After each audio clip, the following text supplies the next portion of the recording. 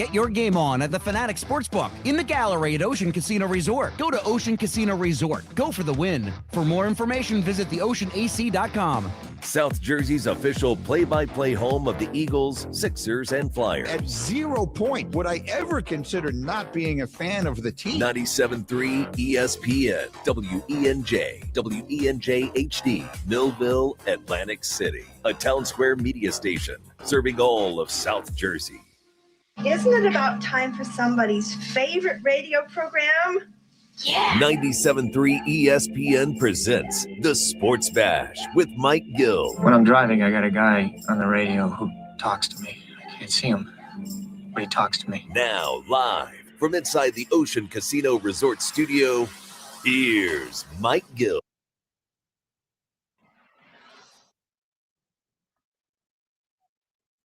Hump Day Wednesday edition of The Sports Bash. Josh Hennig filling in for Mike Gill on 97.3 ESPN. Well, Mike's youth baseball team continues their run through the brackets. We are here talking about the Phillies continuing to win games.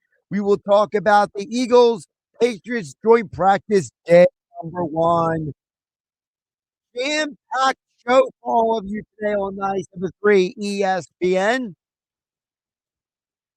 Coming up at 2:30, the Athletic National NFL writer Jacob Robinson joins us to talk about the NFC East and get a former lawyer's perspective on the whole NFL going international.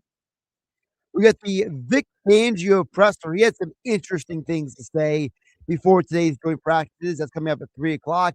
Mike McGarry with the press of Atlantic City. He is back to talk to more Phillies with us at 3:30. At 4 o'clock, we will hear from Adam Caplan live from Foxborough, Massachusetts. He was on the ground, present and accounted for today's joint practices. Day 1 between the Eagles and the Patriots. Knicks Nuggets are back at 4:30. Dave Gallagher will join us. Mike Gill might not be here, but Dave Gallagher is still here. A player's perspective on the Phillies' offensive turnaround. Oscar Budejen, as always, from Phillies Fastball today at 5:30 on 97.3 ESPN.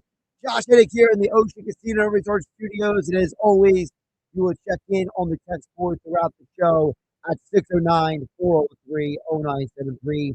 On the Whitehorse RV text board in Williamstown and Galloway, your RV adventure starts here at Whitehorse RV. And we'll get to the NFL stuff in just a little bit, but I got to open talking about the Phils. We asked the question yesterday. Are you starting to believe in the Phillies again? And I'm watching the game last night, and I'm watching kind of how it played out, right? And there's two different stories, for me at least, to last night's game. The first story of last night's game is, here's the offense again.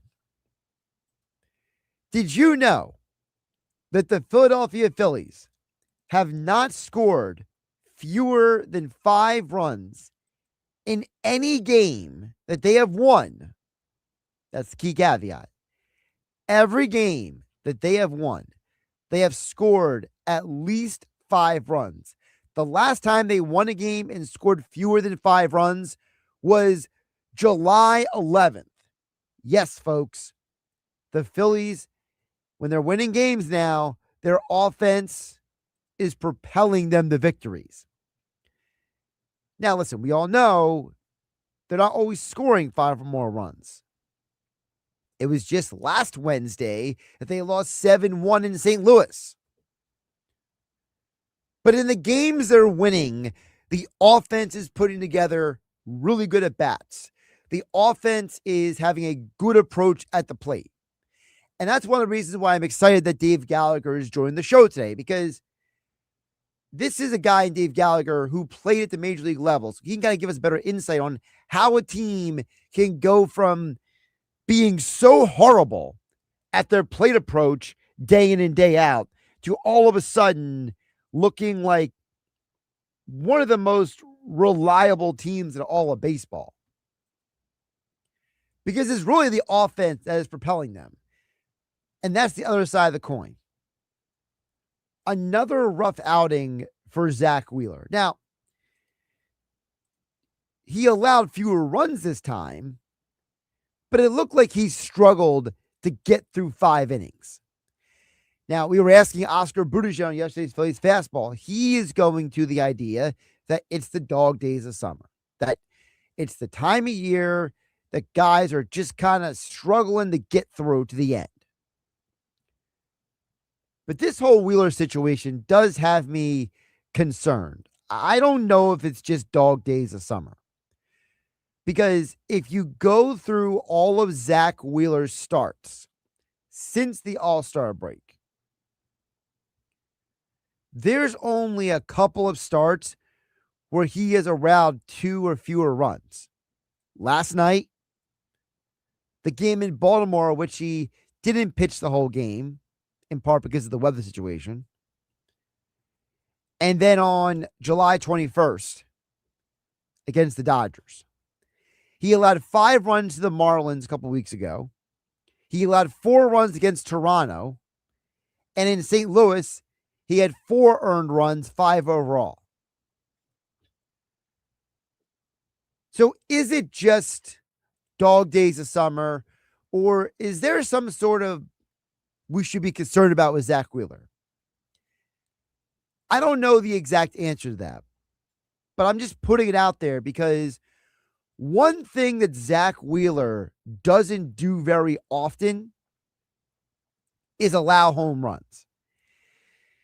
And ever since he returned from all the health issues he had last year and the complicated surgery, he has had some great outings. But other outings, he's been a little rough around the edges.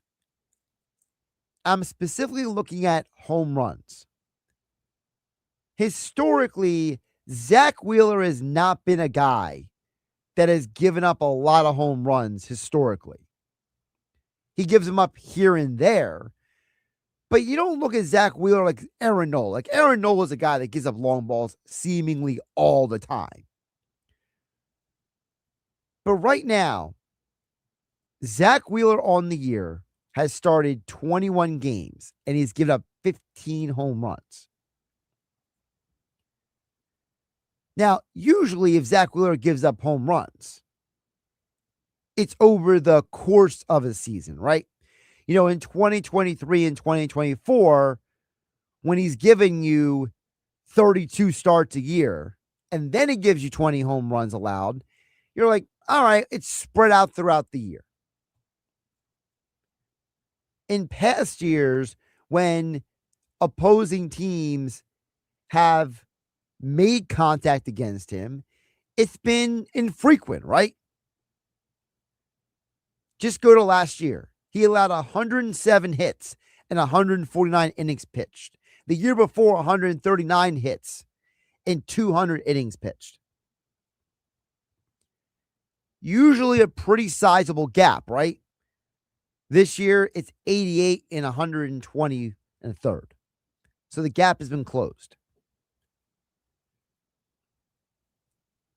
I'm not hitting the panic button on Zach Wheeler yet, but I'm hoping last night was the turnaround for him. Because the Phillies can live with only allowing 2 runs. Especially when the bullpen, for the most part, does their job, right? And again, I'm not trying to paint like an ugly picture or anything, okay? I'm not trying to be that guy. But really last night, there were, outside of Zach Wheeler's 5 innings, there were only 2 innings where runs were scored. And one of them was on a throwing error. The other one was a pretty simple base hit. So who are the pitchers in those situations? Alex McFarland and Orion Kerkering. Now, I've always said I don't have a ton of faith in this Phillies bullpen. It's part of the reason why I have not been able to fully invest myself in getting on the Phillies bandwagon.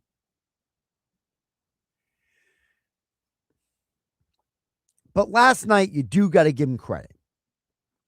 Because for the most part, they did their job. It's not McFarland's fault that Arias had a throwing error. And frankly, I think we all should be happy that Alvarado did his job last night. That was a first, right? Didn't get any strikeouts, but he still got the job done. I was a little disappointed in Kerkering because I felt like he got through the first two hitters and then he kind of like stumbled over himself. And then the error by Kerkering was kind of an ominous moment because we all remember what happened in the playoffs last year. So to me, I feel like last night overall, the Phillies deserve a lot of credit in terms of finding a way to win. But I'm still nervous with the bullpen. I'm still curious to find out what Zach Wheeler is long-term. But to me, the hitting, another great night for the Phillies hitters. Another great night for the Phillies offense to propel them to a win. The Phillies 4 through 6 hitters. Just 4 through 6. Let's throw out 1 through 3. Because Trey Turner, again, he had a rough night at the office. And Harper got 2 walks. He was getting on base again for the 22nd straight game. But it's the guys after the big 3 that had a big night last night. Luis Arias, Alec Bohm, and Bryson Stott combined to go 6 for 11 with 4 RBI and a walk between the 3 of them. The Luis Arias edition is turning out to be a much bigger deal than maybe we previously gave it weight to, because he has lengthened their lineup. He has put Bohm and Stott in a position where there's less pressure on them. And while JT Realmuto's back continues to be a waste in the Phillies lineup, it's the guys that got pushed down the lineup that are benefiting from at least, what a concept. You add 1 hitter and it helps the lineup. What a concept. And Arias, look, the dude's a professional hitter. And you saw last night how Harper getting on base, Luis Arias punished the Marlins for walking Harper. And you got to think moving forward, more Arias hitting is probably going to be a positive long-term for the Phils. You let me know what you guys think on the Whitehorse RV text board, 609-403-0973. Whitehorse RV Centers in Williamstown and Galloway. Your RV adventure starts here at Whitehorse RV, 609-403-0973. That's the baseball side of the conversation. Now the football side. The Philadelphia Eagles are a team that I feel like no matter what is said and done, people are going to be critical. But I think Philadelphia showed you at today's joint practice that they are moving in the right direction. And the players seem to verbalize that as well. You heard guys like Quinyon Mitchell and Jalen Hurts after the practice talk about how they feel like they're moving in the right direction. And there were some big moments in the practice, like Quinyon Mitchell breaking up a pass to A.J. Brown, but then A.J. Brown burning Reek Woolen. Read into that what you will. The Eagles defense got a stop against New England on the final drive of the joint practice. And Hurts had some nice throws. But I think the biggest takeaway from Eagles practice is the conversation we had yesterday about what is the offense here on the Sports Bash on 97.3 ESPN. Josh Hennig filling in for Mike Gill on a hump day Wednesday of the Bash. Jalen Hurts had multiple passes to Saquon Barkley and Will Shipley. We talked about yesterday, one of the criticisms of the Eagles offense in the past was the fact that there was this belief that Jalen Hurts was a guy who just refused to throw the ball down to the check down or to the hot route. And then we played the audio from Lane Johnson when he was speaking with Bo Allen on the Greenlay Pod, where Lane Johnson explained that the Eagles offense actually was telling Jalen Hurts to not throw to the hot down or the check down. Before that, basically tried to never let the quarterback throw hot. We tried to pick up all the protections, and Kelson can't. You got to be a wizard in the middle. It's an order, especially some of these exotic blitzes you get from D coordinators like Florida. So think about that. Lane Johnson's admitting, hey man, before we basically told Jalen, don't go to the hot route because we're going to pick up the blitz and allow you have time to let these long plays develop. And how many times I complained last year in the Kevin Patullo offense here on 97.3 ESPN. I kept saying, these plays are taking too long to develop. You're asking the quarterback to hold the ball too long. Well, Lane Johnson is saying that was the design of the offense. And now all of a sudden today at joint practice, what is Jalen doing? See Saquon and Will Shipley open, running backs open, dump it off. And then when he does throw the deep ball, who did he hit at practice today? Elijah Moore. Who else did he hit at practice today? Darius Cooper. It sounds to me like all of those workouts that Jalen and his receivers had this offseason is paying off.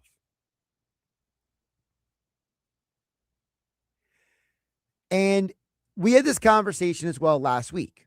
Who is the receiver who's going to step up who's not named Devontae Smith and Dontavian Wicks in the absence of Mekhi Lemon?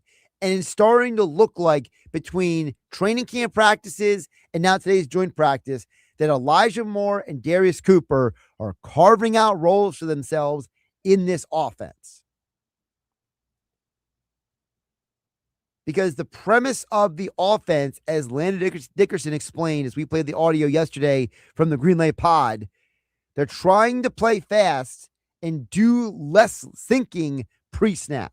The 3-point stance thing is an adjustment, but again, it's just I think the focus is a lot more on getting to the ball and playing fast versus, a past system with a lot of problem solving at the line of scrimmage, and this is more just kind of let's get up there and just run our plays, and if the defense can't get set or stem the front, Vic loves to do all that sort of stuff. So big thing is just if we can get up there and catch them before they can get adjusted.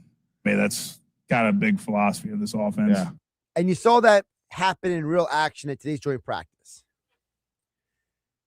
The Eagles are trying to run a style of offense that is less about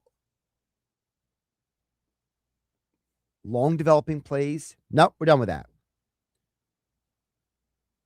Tons of overthinking and analysis for the snap. Nope, we're done with that. Less thinking, more football. And I think that is the beauty of what Sean Mannion is bringing to Philadelphia here.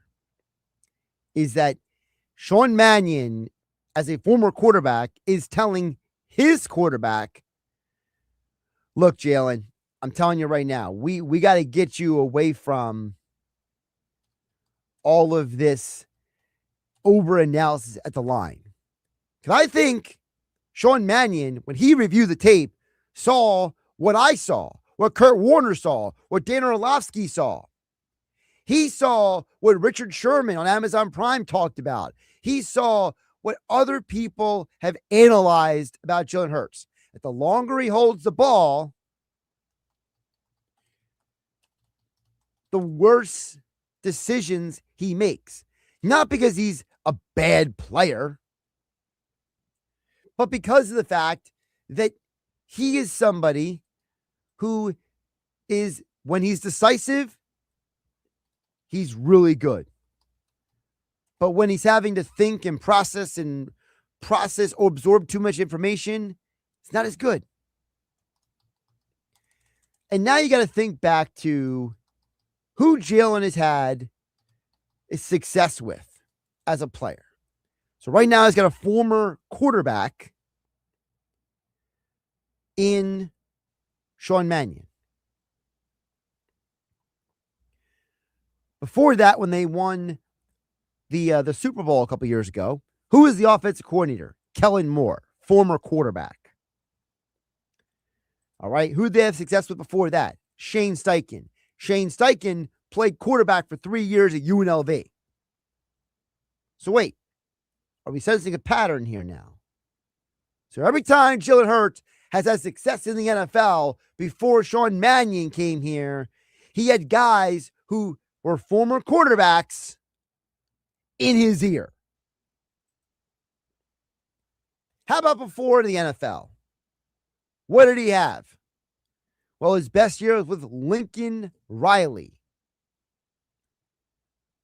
Well, Lincoln Riley was a star quarterback in high school and was a walk-on quarterback at Texas Tech. I don't know about you guys, but I'm sensing a pattern. There were a lot of us who were critical of the Eagles when they handed the job of coaching the offense in past years for nepotism and in-house hires. Well, it looks like to me that the Eagles are going to have a lot of success this year with another guy from outside the organization who has a background at playing quarterback, speaking to the quarterback. Josh Hennig hanging out with you, filling in for Mike Gill on 973 ESPN FM, the 973 ESPN mobile app powered by First Bank of Seattle City. And we are streaming live on YouTube and X at 973 ESPN. We'll check back in as well as the comments on the YouTube stream throughout the hour. Of course, the Sports Bash being brought to you by Yuri's Waterfront Restaurant and the Boathouse Restaurant at the foot of the Wildwood and Rio Grande Boulevard Bridge. Yes, right there in Wildwood. You get to the bottom of the bridge, you make a little right on the pull-off right there. Boom. Yuri's Restaurant and the Boathouse Restaurant right there in Wildwood. The seafood extraordinary, the value tremendous, the sunsets on the house. And don't forget about the Sliders Bar, where you can watch every Phillies and Eagles game right there at Yuri's in Wildwood. Always great food, always a great experience. So whether you want to slide into the Sliders Bar or watch the game on the back deck, Yuri's is there for you. The best of the Jersey Shore is a Yuri's Waterfront Restaurant and the Boathouse in Wildwood. We'll continue the football conversation coming up on the other side. Jacob Robinson from The Athletic joins us to talk more football right here with me, Josh Hennig, hanging out with you on the Sports Bash on 97.3 ESPN. We have the Phillies covered. Swing and a drive, right field, way back, forget it, out of here. Kyle Schwarber hammers one over the right field wall. Get the best Phillies baseball coverage on the Sports Bash with Mike Gill on 97.3 ESPN.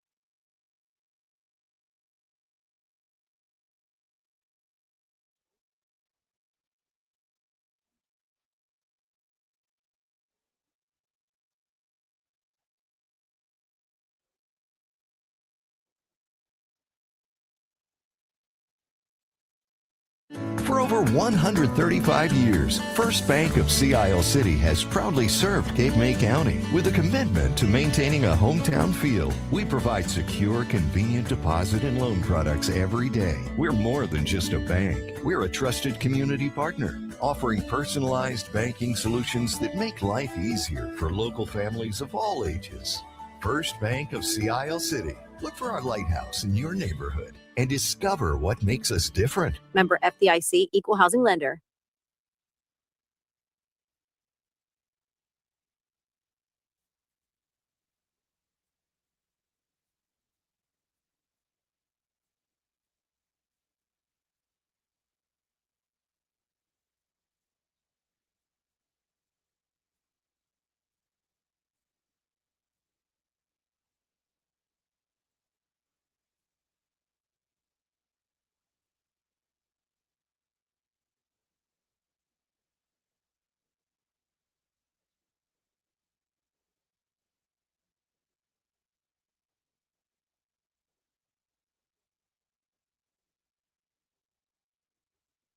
Filling marble and tile, transforming spaces into beautiful places. Hey, it's Joe Kelly. Filling Marble and Tile Retail Outlet in South Jersey is a premier family-owned stone dealer and installation expert. Residences, businesses, hospitals, schools, Atlantic City casinos, and more have trusted Filling Marble for quality marble, granite, and tile. Stop by today. Filling marble and tile, transforming spaces into beautiful places. See them online at fillingmarble.com.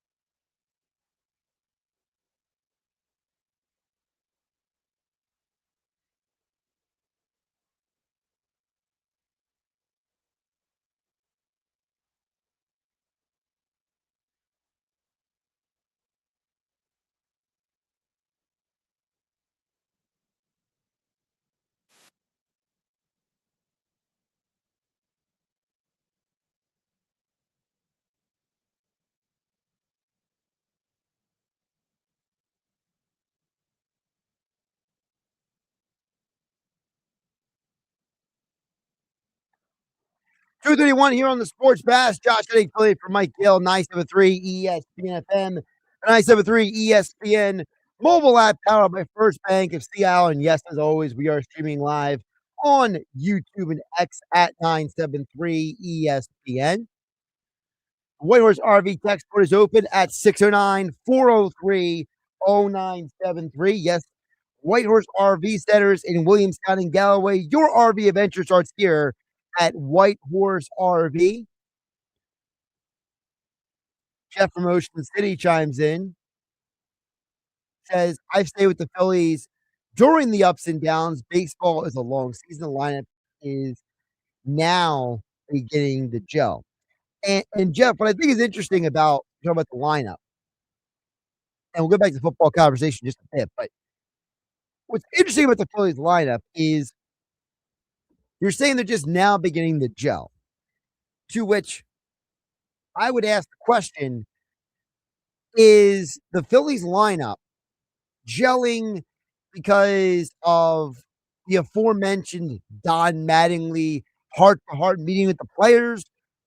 Is it guys like Brandon Marsh and Bryce Harper basically saying, we need help and we better just step up and do it ourselves? Or did Luis Arias propel this team to this point?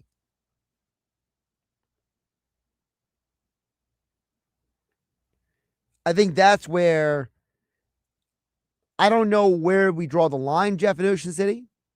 But listen, I'm happy they're gelling. I'm happy they're scoring 5 or more runs in every win. And maybe, as you're saying, baseball's a long season. And that if we just give this team time to put themselves together, hopefully the version of the team we're watching during this 5-game winning streak is the team that we're going to see when we get to the postseason. All right, we'll do more talk about the Phillies coming up a little bit later. The Whitehorse RV text board is open at 609-403-0973. But right now, let's get back to the football. Joining us right now to talk more about the NFC East and the NFL is Jacob Robinson from The Athletic, covers the league, as well as being a former full-time lawyer. He joins us right now on 97.3 ESPN. Jacob, welcome in. Appreciate you jumping on. How you doing today? My pleasure, man. It's a good time of year. Football's around the corner and everyone's optimistic. Absolutely. And what I wanted to start with you before we got specifically to, what you wrote about the NFC East over The Athletic is, there's a lot of conversation going on right now about this whole situation with the league going international. I kind of wanted to get, not just your NFL take, but maybe a little bit of a legal perspective, because I feel like the part that hasn't gotten talked about is the league may want to put a team international, but I'm assuming there has to be some sort of negotiation with the Players Association to make that official too, right?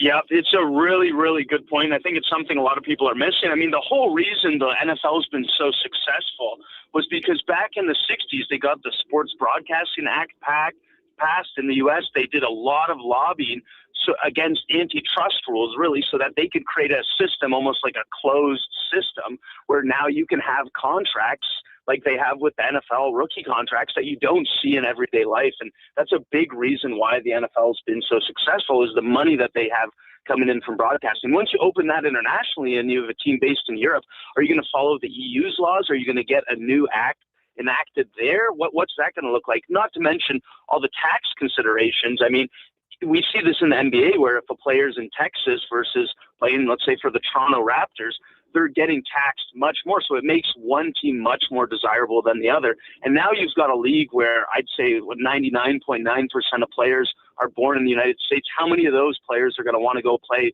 for the Frankfurt Galaxy or for the London Royals? I mean, I don't think the numbers are going to be quite high. My mind also goes back to, I'm glad you mentioned the money part of it. I remember the London Olympics, all the athletes who complained about how they were being for the performance tax over there and how all of them lost a ton of money because the games were in London. Could there be a situation where if they put a team in London, there might be some athletes who are like, I refuse to play for that team no matter how much money you pay me? Well, and yes, but also it gets even more complicated because even if you're not playing for that team, if you're playing against that team and you go perform in another country, a lot of countries have rules where if you perform in that country, you owe some sort of tax, much like if you work in another country, you often owe tax for that country which you're living in, or working in. So that's an extra layer of complication where you could have a team like, let's say, the Dallas Cowboys that go over and play a team in Berlin. Now all of a sudden you have Berlin tax consequences, not just for the Berlin team, but also for all the players on the Cowboys.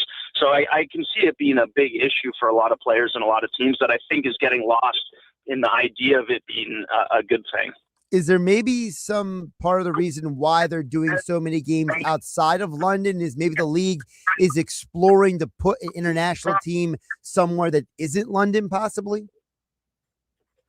Yeah, I think London's the most likely if I were to guess which one. I mean, Toronto seems like the most logical because the time zone, but honestly, based on what Goodell said to the German broadcasting station, I think it was yesterday or 2 days ago, it seems like the most likely future is where there's almost I'll call it a European division, where there's 4 teams in Europe that predominantly play each other, but then maybe have a couple, and maybe it's similar to divisions now where they have mostly in-division games, but then external division games as well. And that replaces the current international series style games we have, where there's like 9 or 10 games this year in places like Madrid and all over. So that's a possibility. I think that's the best way you can really do it because it's pretty unfair to have one team in London and then have them flying back and forth all the time.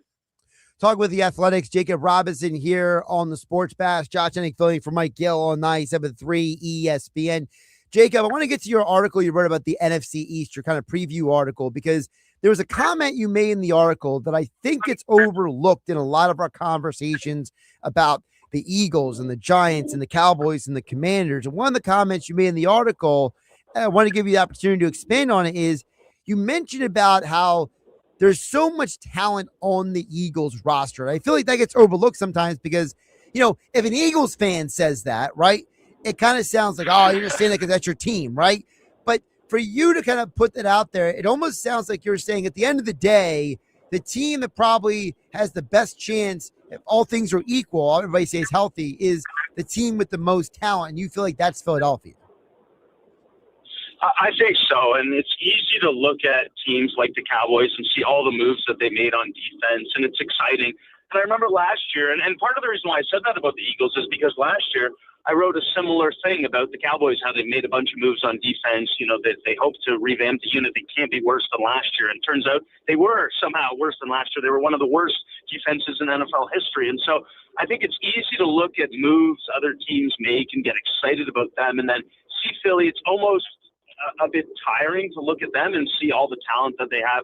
Take for granted how good of a quarterback Jalen Hurts is, how good of a running back Saquon Barkley is, how good that defense is, and just say, okay, they're boring, penciling them in for 11 wins, 6 losses. It's an easy thing to do. It almost feels lazy in a way, but I think sometimes we overthink in this game when we're trying to project out what's happening. And based on how good the Eagles were last year, based on how many players they're returning from that defense, from that offense. Yes, they've lost A.J. Brown, but this is still a really, really strong roster. And if they can get the run game going, remember, Lane Johnson missed the majority of last season. He's the best right tackle in the league, arguably the Eagles' best offensive player, maybe even best player overall. And so if you miss a player like that, like if the Rams were without Matthew Stafford, we'd easily excuse their season. But when the Eagles lose Lane Johnson, we kind of forget how important that is. So I really do think they're going to be one of the better teams in the league again this year, not to mention the NFC East. Let me back up to something you just said, because you mentioned about Jalen Hurts being a really good quarterback, and that's been a polarizing topic in a lot of corners. We had Mike Sando on a couple of weeks ago. He talked about his quarterback tiers he does each and every year. And, it seems like there's this strange, divide, right? Where it's like you have one group of people who say, hey, Jalen is not as talented as Justin Herbert, Dak Prescott, Josh Allen. But you have other people who say, yeah, but all Jalen does is win. He gets his team to the postseason every year. Why do you feel like from your observations there is such a divide on a guy who has a resume that if his name wasn't Jalen Hurts, people might give him more credit? I think there's two reasons. One is that he doesn't make all the throws that you see a quarterback like Justin Herbert make. He doesn't make the on the run over the middle throws at the consistent level that we've seen from players like Justin Herbert. There aren't those exciting highlight plays that a lot of people, pundits especially, and marvel at sort of the potential and the talent there. So I think that's one of them. But the second reason is that the Eagles have such a good team around him, and we often give more credit to the surroundings than we do the quarterback when teams are playing as well as the Eagles have over the past few years, especially when the quarterback seems to emerge from that. So it's easy to look at a team like the Bills and say, okay, if you switch out Josh Allen with Jalen Hurts, they're going to get worse, right? And the Bills, you add the Eagles, you add Josh Allen, they're going to get a lot better. But I think that's sort of missing the point in that the Eagles have been really good with Jalen Hurts. They started to drop off a little bit with Carson Wentz at the end there, and he stepped up and has been fantastic for them. I mean, the Super Bowl and everything that they've done over the past couple of years has been pretty impressive when you think about where he came into the league at. So I just think it's easy to look at someone like Jalen Hurts and say, oh, he doesn't have all the throws, he doesn't throw across the middle enough. But you've got to take the system that he's in and see how well he's performing in that. Let's get to the other teams in the NFC East, Jacob. You have the Cowboys projected to finish 9-8 this year because you said it's very simple. If the Cowboys can get decent defensive play, the offense should be able to carry them in many games. So it sounds like you feel like maybe the Cowboys offense is not getting enough credit for their potential. Is that fair? Yeah, 100%.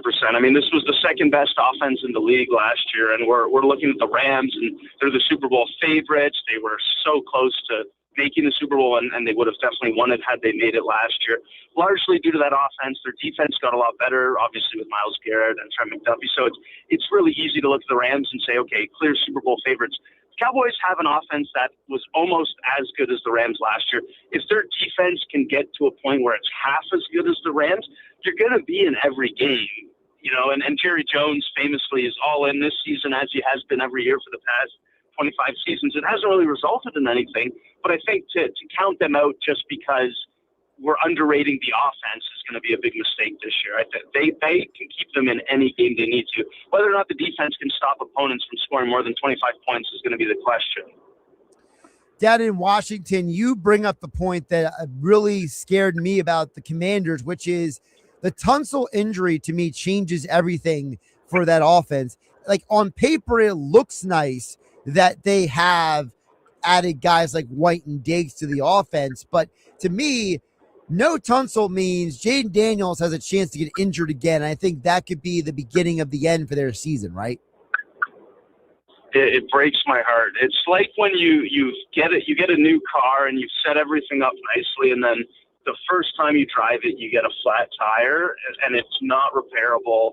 Let's say in this case for an entire season, it just takes the wind out of the sails in such a big way. And now you have a lot of pieces in Washington where they could be a good team, but losing your second best offensive player when you have a quarterback who wasn't able to stay healthy last year, when you have a team that was one of the best run games last year and relied so heavily on the run for their offense to work, it's such a shot in the leg for this team. So it really made me sad. I mean, it was so fun watching Jaden Daniels in his rookie season, and now I don't think they're winning more than 5 games this year. It's going to be an uphill battle for that offense. Finally, with the Giants team that I think is the most fascinating because the John Harbaugh experiment of all this. Can Jackson Dart and Cam Scadaboo stay healthy? We saw them sign Najee Harris because they just needed a running back who can block, unlike Tyrone Tracy. What is your take on what is the Giants' potential versus what is the reality for that team? Yeah, I think there's a huge disconnect there. And I'm glad you brought up Tyrone Tracy. That was such a bad missed block that really could have really hurt Jackson Dart. And it seemed like it did in the moment. He's one tough quarterback. But I think the John Harbaugh effect, we saw something similar last year with the Raiders, and it fooled me, honestly. I thought the Raiders were going to have a much better season than they did. They brought in, I'll call him a Ted Lasso-like coach, someone who brings the vibes, puts up the motivational poster, says all the right things, and then maybe doesn't produce results. And that happened with Pete Carroll last year. He came in, he brought his son as offensive line coach. wasn't able to make it work. The offense didn't take a step. The defense was fine, but wasn't good enough to keep them in games. I think we're going to see something similar in New York this year. There's just enough of a lack of talent, enough of a question mark on the offense around Jackson Dart, the sustainability of his play, and whether or not John Harbaugh is a great football coach still. I mean, the Ravens over the past few years were famous for two things: blowing leads and injuries. And what happened to the Giants last year? They blew leads and they got injured. So I'm surprised at how we're penciling in a big improvement from the Giants. You know, the reports from Jackson Dart in training camp have been that, you know, he hasn't been picking up Matt Nagy's offense as well as he could have. We saw Matt Nagy in Kansas City last year. I'd say their offense got worse. He was sort of quietly moving on, I'll say, is a nice way to put it. Maybe he was fired. I don't know. But I really am not too optimistic, unfortunately, this year about the Giants, as much as I can't wait to see Cam Scatterbo back in action. He's Jacob Robinson. Check out all of his work covering the NFL at The Athletic. Of course, if you don't have an Athletic subscription, I highly recommend you get one for all of your NFL coverage year-round. Jacob, I appreciate you jumping on the show today. Oh, this was a lot of fun. Thanks for having me. Josh Hennig here on 97.3 ESPN FM, the 97.3 ESPN mobile app powered by First Bank of Seattle. And as always, we are streaming live on YouTube and X at 973 ESPN. Coming up on the other side, it is our Golic Minute. Mike Golic Sr. has, maybe it's a hot take, maybe it's not. I'll let you guys decide. Coming up on the other side here on the Sports Bash. Josh Hennig filling in for Mike Gill on Wednesday edition on 97.3 ESPN. It's the Sports Bash with Mike Gill. Keeping the fans entertained and happy. On 97.3 ESPN and the 97.3 ESPN free mobile app. Fantasy football season is here. Book your fantasy football league draft at Chachi's 13th floor, above Villa Raffici and Absecon. For just $20 per person, your draft package includes great food and cold beer. Chachi's 13th floor, proud partner of 97.3 ESPN and the official sports bar industry Ace Restaurant.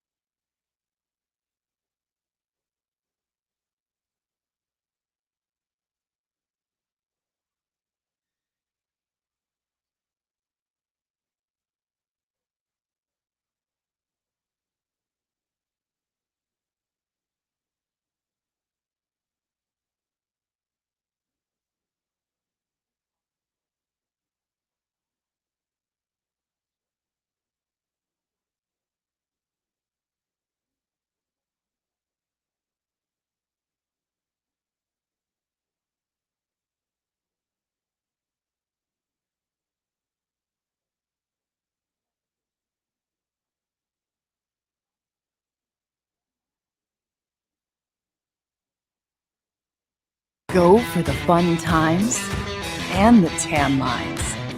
Experience an Atlantic City you never knew. Go to Ocean. Go for the win. Must be 21 or older. Gambling problem? Call 1-800-GAMBLER.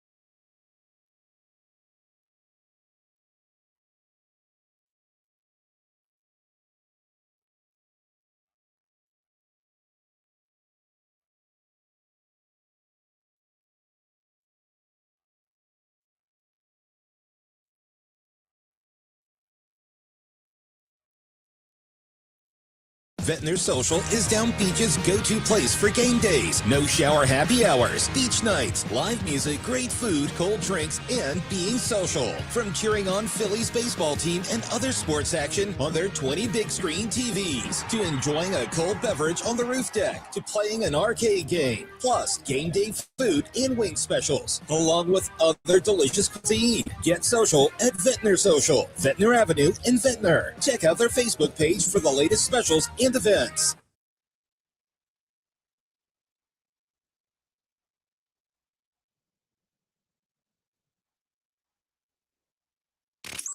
You're listening to The Sports Bash with Mike Gill on 97.3 ESPN and the free mobile app.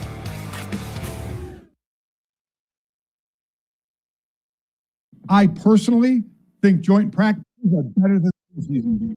You get more reps, you can control the situation. Now, you're going to deal with more injuries, but you get ready to play football, you have to play football, right? And that's something that's going on for decades. But you do a little less hitting now to preserve your body, and I get that. But I think you do get good work, in joint practices. Again, we're seeing the headlines and the highlights of the fight. For the most part, the practices go off without a hitch. But does the fighting then hurt the rest of the reps? That's something only each team and each coach can decide. But for me, I like joint practices better than preseason games. Mike Golick Sr. this morning with a bit of a controversial take here on 97.3 ESPN. Josh Hennig filling in for Mike Gill on a Wednesday edition of the Sports Bash. I hear a lot of people talk about how in the preseason games, how players get into preseason games, and I'm starting to hear more and more current and former players say that they like to join practices. And I'm not trying to paint a broad brush. I'm trying to kind of frame something for a specific reason. It seems like the majority of people who are against the joint practices versus the games seem to be people who never played in the NFL. A lot of people who are looking down on the fights in these practices seem to be people who never played football the majority of the time. And I'm starting to see a bigger picture here, and that is it that people miss the preseason games, or is it that the majority of people just don't like the idea that they can visually get an eye on their favorite team before the season starts? I think that's the real point that Golick Sr. was kind of maybe getting to there, which is the perception of joint practices versus the reality of these joint practices. The majority of coaches in the league like these joint practices. Adam Caplan was on with us the other day talking about how Nick Sirianni and Mike Vrabel like these joint practices. I know Brian Schottenheimer, even though the fight between them and the Saints yesterday, said that he likes the joint practices. I remember Doug Peterson raved about joint practices when he was the head coach. So I think the real issue is that people miss the days when you got kind of the preview of your favorite team. It's like for us movie nerds, right? When a new trailer comes out for a movie we're looking forward to, we get excited, we get juiced, we get amped up. We get the feeling of, I can't miss out on this movie. And NFL preseason used to be the same thing. You'd see your favorite team or your favorite player on the field, and it would give you that little extra oomph getting ready for the season. And now you don't have that. And it's not about what's best for the players and the teams. It's about what's best for you, the fan. Speaking of the fan, Vic Fangio, your favorite coach, next.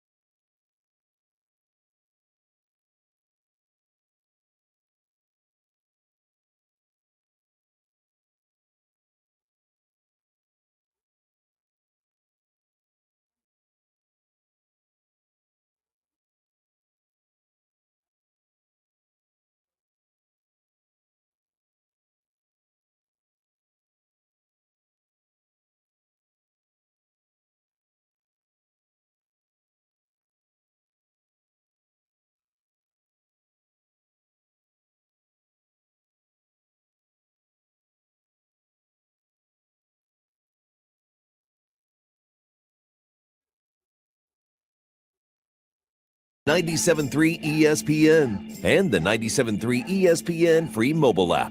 Now live from inside the Ocean Casino Resort studio, here's Mike Gill. 3 o'clock hour of the Sports Pass. Josh Hennig playing for Mike Gill on 97.3 ESPN. As always, 3 o'clock hour of the Bash being brought to you by Brawley's Plumbing, Heating, and Air Conditioning. Brawley's is your trusted source for heating and plumbing service, as well as air conditioner installation for generations. Call them at 609 Read I Know, Read I Know 7, or visit them online at broadleaf.net. Look on this hour, we got Mike McGarry for the Press of Atlantic City. He will join us coming up in about 30 minutes from now. Also, you'll hear from everyone's favorite coordinator, the true serum in living color himself, Vic Fangio. We'll hear his conversation with the media at today's joint practices. Also, text coming in on the White Horse RV text board at 609-403-0973. We'll get a deeper dive into day one of the joint practices with Adam Caplan live in Foxborough, Massachusetts for Football at 4 in an hour from now. But I did want to get in one text. John from Avalon decided to dip his feet into both the Eagles and Phillies conversation on the White Horse RV text board at 609-403-0973. John from Avalon says, nice win by the Phillies last night. Zach Wheeler giving up a home run and they win. Nobody cares. As when Jalen Hurts, those interceptions and they win. Nobody cares on the flip side if you're giving up a home run. It only matters if you cost yourself a game. Nice to see the Eagles have a good scrimmage against the Patriots today. Shout out to my boys, Craig and Tom, who are big listeners to the station, says John in Avalon. Well, first of all, John, thanks for the text. Second of all, thanks to Craig and Tom and everybody listening on 97.3 ESPN. If all of you listening on 97.3 ESPN mobile app powered by First Bank. You see how we're also streaming live on YouTube and X at 973 ESPN. However you're consuming the show, thank you for doing so. To me, though, John Avalon, I think there's a big difference between a quarterback throwing an interception versus a pitcher giving up a home run. It's a lot easier to say a home run is of no consequence if you win a game like 6-2. Or like Aaron Nola at the Field of Dreams game. He gave up a home run, but the Phillies won 7-1. Like the score is a much better reflection of the actual game in baseball than it is in football. You can win a game in the NFL and it be, I'm just looking at a random number, 28-14, but your quarterback throw 3 interceptions, but no touchdowns, right? So I have trouble saying that if Jalen Hurts threw an interception, nobody cares as long as they win, because frankly, John Avalon, that's one of the complaints about Jalen Hurts. One of the complaints about him is you heard Jacob Robinson talk about it in the last hour, how there is a perception of Jalen that he can't make every throw, that he can't make every pass, even though there is plenty of evidence to the contrary of that. So what happens is when Jalen does have a game like the Chargers game last year, he throws all those interceptions, and we can say if A.J. Brown doesn't drop that touchdown pass, maybe they win the game. People are still going to rip Jalen for those interceptions.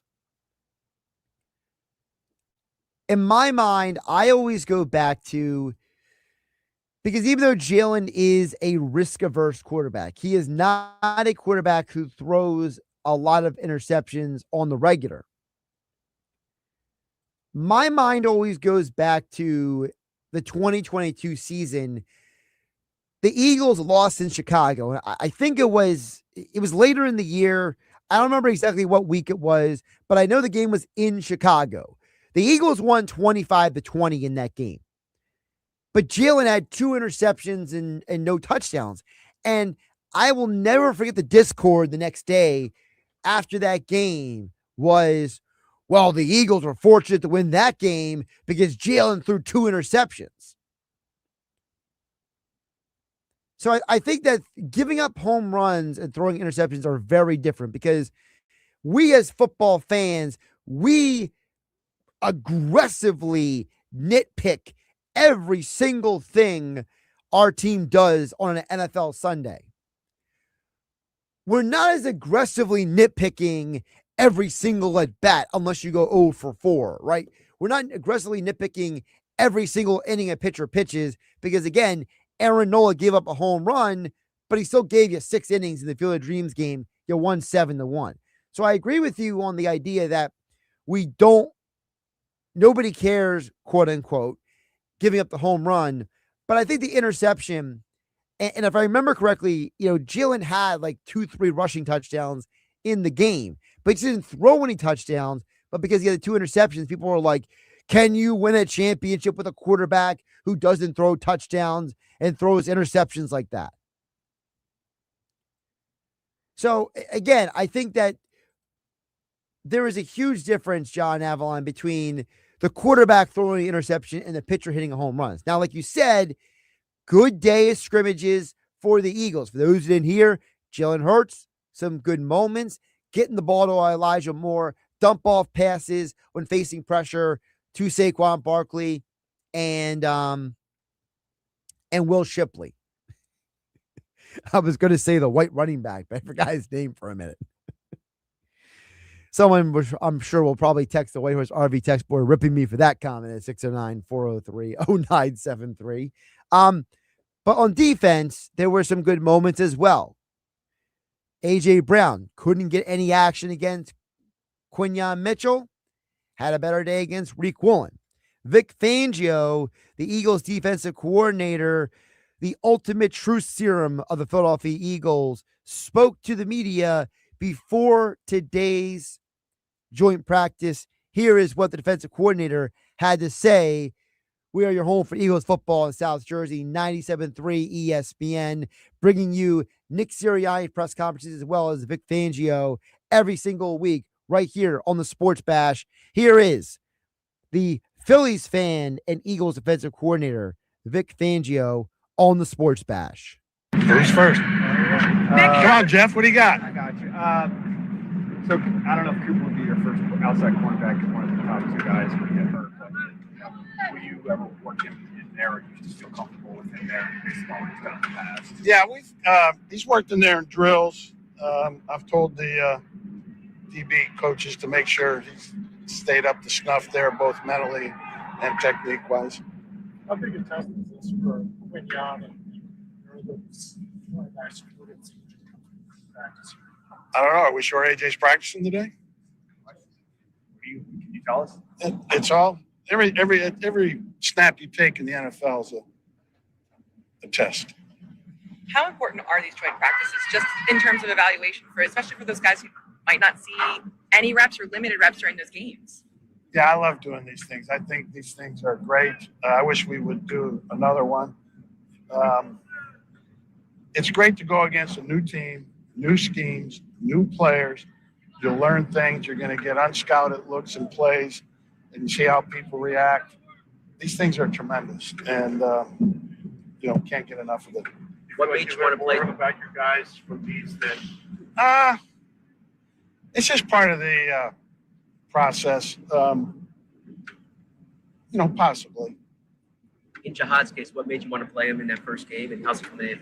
He, when the Kobe got back last year, his snaps got cut down away a lot, and just feel he needs more reps. And it proved out in the game. He had a play or two that he didn't play the right way, that he should be playing the right way. So we still got work to do. What is the difference between him and Makuba on that front, since he also missed time? Yeah. Makuba was more injury related, his misses last year. And, each case is different. How about with Marcus? Why didn't he play in that game? Yeah, because I wanted to see Carter get a lot of snaps at safety. Epps has played his whole career at safety. He's getting a lot of reps in practice. Mike, this is new territory for Mike. And we need to get him a bunch of reps there to really get him prepared and totally evaluated. How did he grade out? He did fine. Mike's had a good camp. I think it was their first touchdown pass in the game. He should have played better. But to me, it's more just his newness on the job, particularly when he's in a deep zone, is all new to him. And we need to get him as many reps doing that as we can. Where does that competition stand still? It's a competition. It is.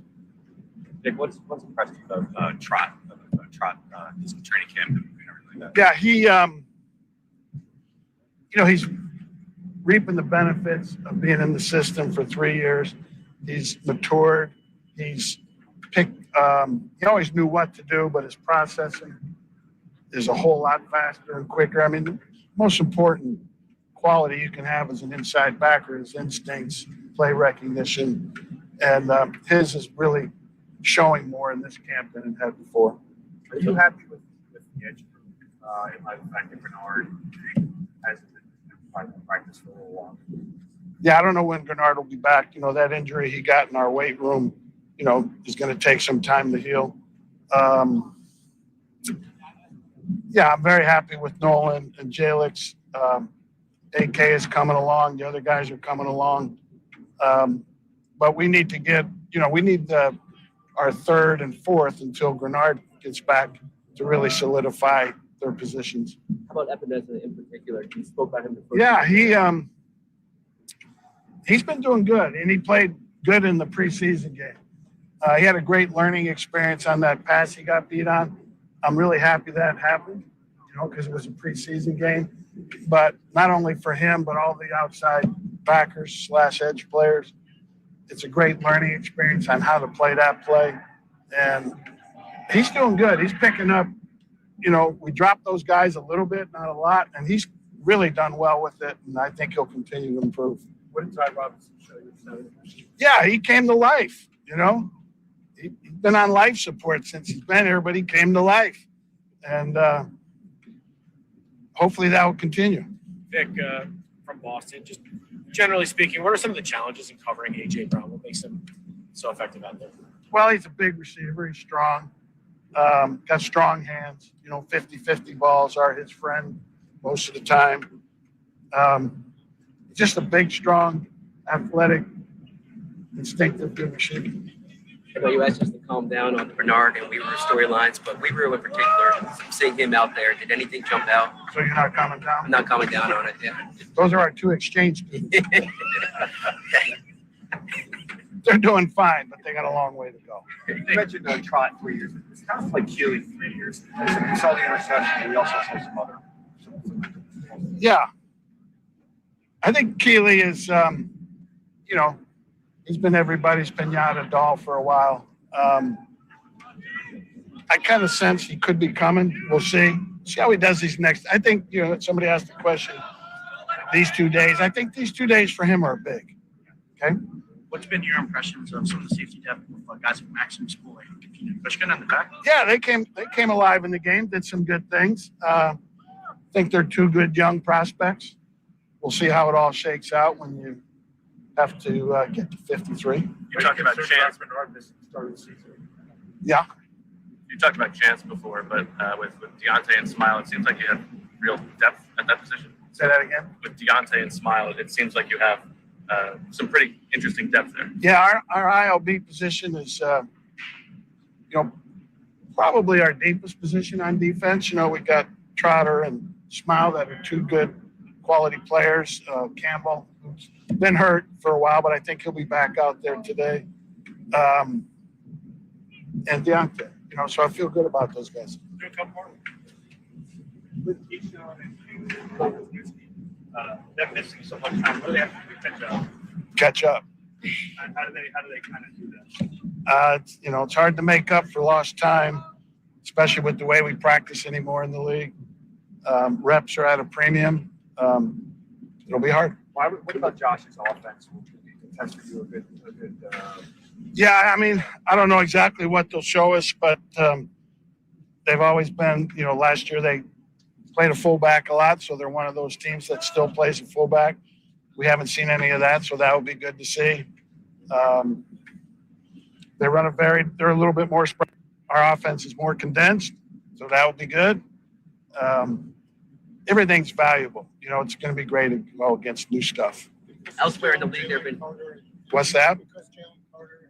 names haven't played in the preseason game. What are you kind of looking for to see from those guys? Patriots? Get him a lot of reps. Okay. You know what's happened with these joint practices? A lot of teams take the philosophy of get your ones a lot of reps in practice, then they don't play in the game. And hopefully we can get both of those guys enough reps to where over a 2-day period, it kind of feels like a game for them. Elsewhere in the league, there have been fights in some of these sessions. What's your approach or philosophy with that going in? Yeah, we don't want them. We don't tolerate it. The way I explain it to the players every time we do one of these, you have 90 teammates in camp. Now you got 180 teammates. We're just working against each other. Okay? They're in a different jersey, a different helmet. We're not here to fight. We're here to get better as an individual and a team, and hopefully we'll all treat it that way. That was Eagles defense coordinator Vic Fangio live from Foxborough before today's joint practice. A couple of big takeaways I had from what Vic had to say. Josh Hennig filling in for Mike Gill here on the Sports Bash on 97.3 ESPN. And by the way, I got a little breaking news for you guys. I just got a phone call from the one and only Sal Palantonio. He's coming up in 13 minutes. Yeah. Sal Palantonio just called me and said, can you squeeze me in on the Sports Bash Wednesday, Josh? I said, of course we can. For you, Sal Pal, of course we can. And he said, I'll call you back at 3:30. So Sal Palantonio coming up in about 13 minutes on the Sports Bash here on 97.3 ESPN. But back to what Fangio had to say. A couple of big takeaways that I personally had from what Vic said. Number one, I couldn't get around when he said that Shahad Campbell losing regular snaps last year put him a little bit behind. And that was part of the reason why they're trying to get him more reps in training camp, in joint practices, in preseason games. I think that's a huge part of this conversation because Philadelphia is really depending on Shahad Campbell to step up without Nakobe Dean. And you heard Vic Fangio say it. Look, when Nakobe came back, we had to get him back on the field. But Shahad Campbell lost reps. I think that's a huge part of this conversation is that for the Eagles, they need Shahad Campbell to be that guy next to Zach Bond. They drafted him in the first round for a reason. And for Fangio to come out overtly and say, look, we're trying to get this guy reps so he is not behind, so he's up to speed when we start the season, it's a huge part of all of this. That's number one. Number two, you heard him talk about how he wishes there were more joint practices, about how there will have more opportunities to get guys reps they might not be able to get in training camp or in the preseason. I think that's a huge part of this conversation as well, is the fact that he's saying, look, we need all of these joint practices we can get because we can get practice against other teams. You heard him talk about also he didn't play it up like the preseason game was as much of a negative or as much of an indictment of the team as maybe some other people have. And he talked about how, it's about getting guys opportunities that they might not get otherwise. And he pretty much come out and said that, what we saw, like the positives we saw from your Ty Robinsons, your Byron Youngs, that, it's opportunities for them to get action that maybe they're not getting otherwise. The other big takeaway I had about the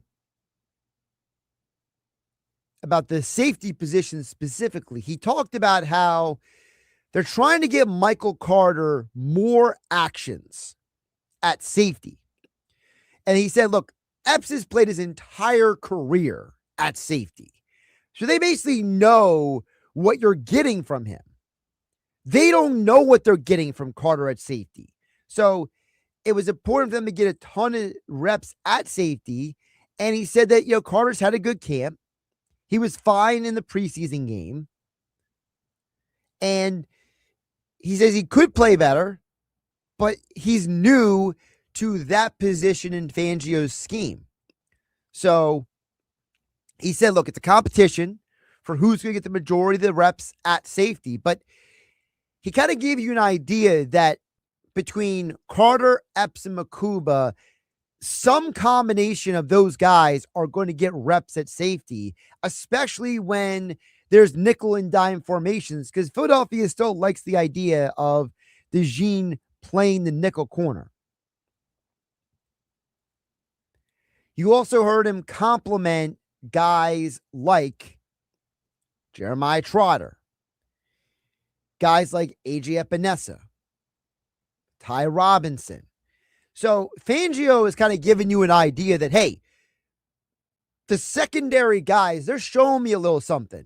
And maybe in the season, we might be a little bit less apprehensive to go to Trotter at linebacker or Epinesa on the D line or Ty Robinson at D tackle if and when they need them. Now, the final big takeaway we had from it is the Jonathan Grenard issue. I talked about this on my show this weekend on Hanging with Hennig on 97.3 ESPN. The Jonathan Grenard injury. He said, again, it's going to take time to heal. He didn't sound like Grenard is coming back anytime soon. And maybe that what the Eagles have called a pectoral strain might have been a little more serious than we thought. And for a guy coming back from a shoulder injury, it's very possible Grenard maybe trained a little too hard, a little too fast, a little too aggressively when it came to that shoulder. And now the Eagles are stuck in a predicament where they better hope that Ebiketie and Nolan Smith and Jalix Hunt, that they're ready to go. Now, Fangio said he's very happy with those three guys. But no, listen, they traded for Grenard and they gave him a ton of money. And for Fangio to come out and say, yeah, we don't know if when he's coming back. It sounds like Philadelphia might be forced to enter the season with Nolan Smith, Jalix Hunt, and Arnold Ebiketie as your big three when it comes to the edge rush group, and then just hope for the best from anybody else at this point. Because if Grenard isn't ready to go, that makes the start of the season a little more tenuous for Phillies defense. But you would hope that Jalen Carter and Jordan Davis can offset some of those issues. All right, Josh Hennig filling for Mike Gill here on the Sports Bash on 97.3 ESPN. And don't forget to catch every Eagles and Phillies game down with our friends over at the Sliders Bar at Yuri's Waterfront Restaurant at the foot of the Wildwood Bridge. That's Rio Grande Boulevard, which is also Wildwood Boulevard, depending on which side of the bridge you're on. But either way, you take exit 4 up the Garden State Parkway, you drive down the boulevard, right at the foot of the bridge, boom, on the right side is extraordinary seafood, tremendous value, and sunsets on the house. Yuri's Waterfront Restaurant and the Boathouse Restaurant at the foot of the bridge in Wildwood, the best of the Jersey Shore. That's where we are, of course. We will be back there on September 2nd with the Sports Bash here on 97.3 ESPN FM. The one and only Sal Paolantonio calling in from Foxborough, Massachusetts, with a special update for us next here on the Sports Bash on 97.3 ESPN FM, the 97.3 ESPN mobile app powered by First Bank of Sea Isle. And we are streaming live as always on YouTube and X at 97.3 ESPN. You're listening to the Sports Bash with Mike Gill. Never thought this radio stunt would catch on so big. On 97.3 ESPN.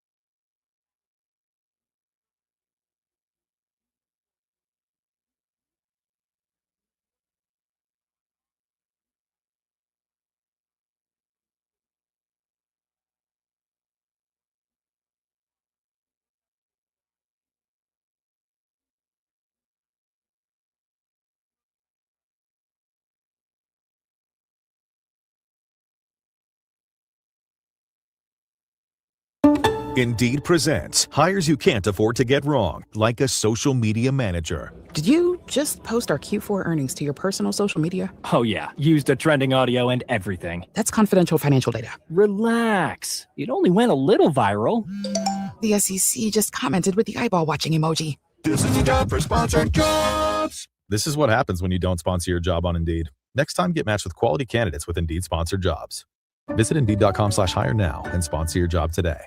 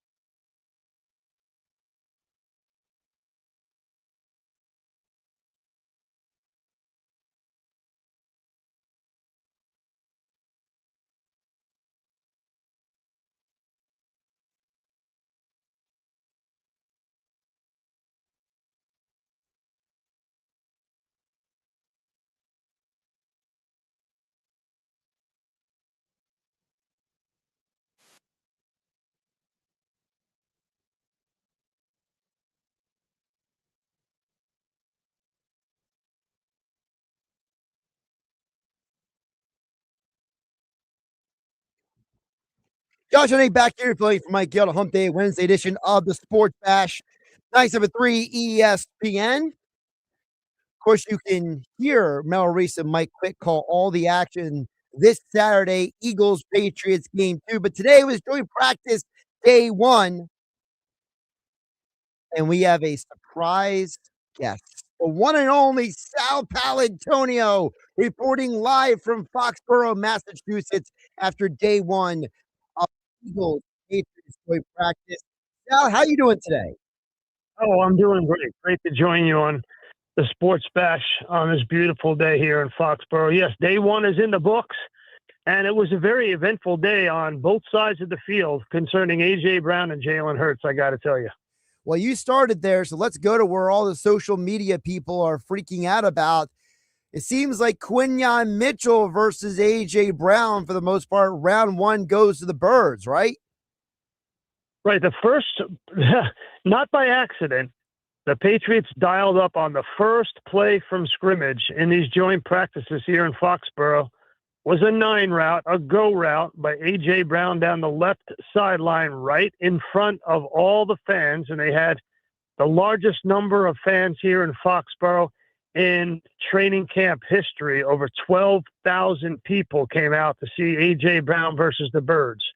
Right past all of those fans, Quinyon Mitchell, A.J. Brown, stride for stride, step for step, toenail to toenail. Drake May unloads a deep ball, a high-arcing deep ball, just short of the end zone. It comes down, and Quinyon Mitchell breaks it up. For you, Sal, overall, how did A.J. Brown look against his former team? Well, he was the best wide receiver on the field for both teams, and he should be. He's a two-time $100 million wide receiver who helped the Eagles win a Super Bowl, and he's in great shape. He's in the best shape that I've ever seen him. They've had 19 training camp practices here, and he hasn't missed a snap. He had 6 catches on 7 targets. That first throw down the sideline, broken up by Quinyon Mitchell, was the only one that A.J. Brown did not catch. So he had a pretty successful day running routes against the Eagles defense overall. Really quick, Sal, I find that interesting. You mentioned how he looks like he's in the best shape that you've seen him in. It sounds like we're describing a guy who was extremely motivated to play for his new team. I think you're right about that. I think he is extremely motivated. He was telling me today, I did a one-on-one interview with him that'll be on NFL Live here in about a half an hour, Josh.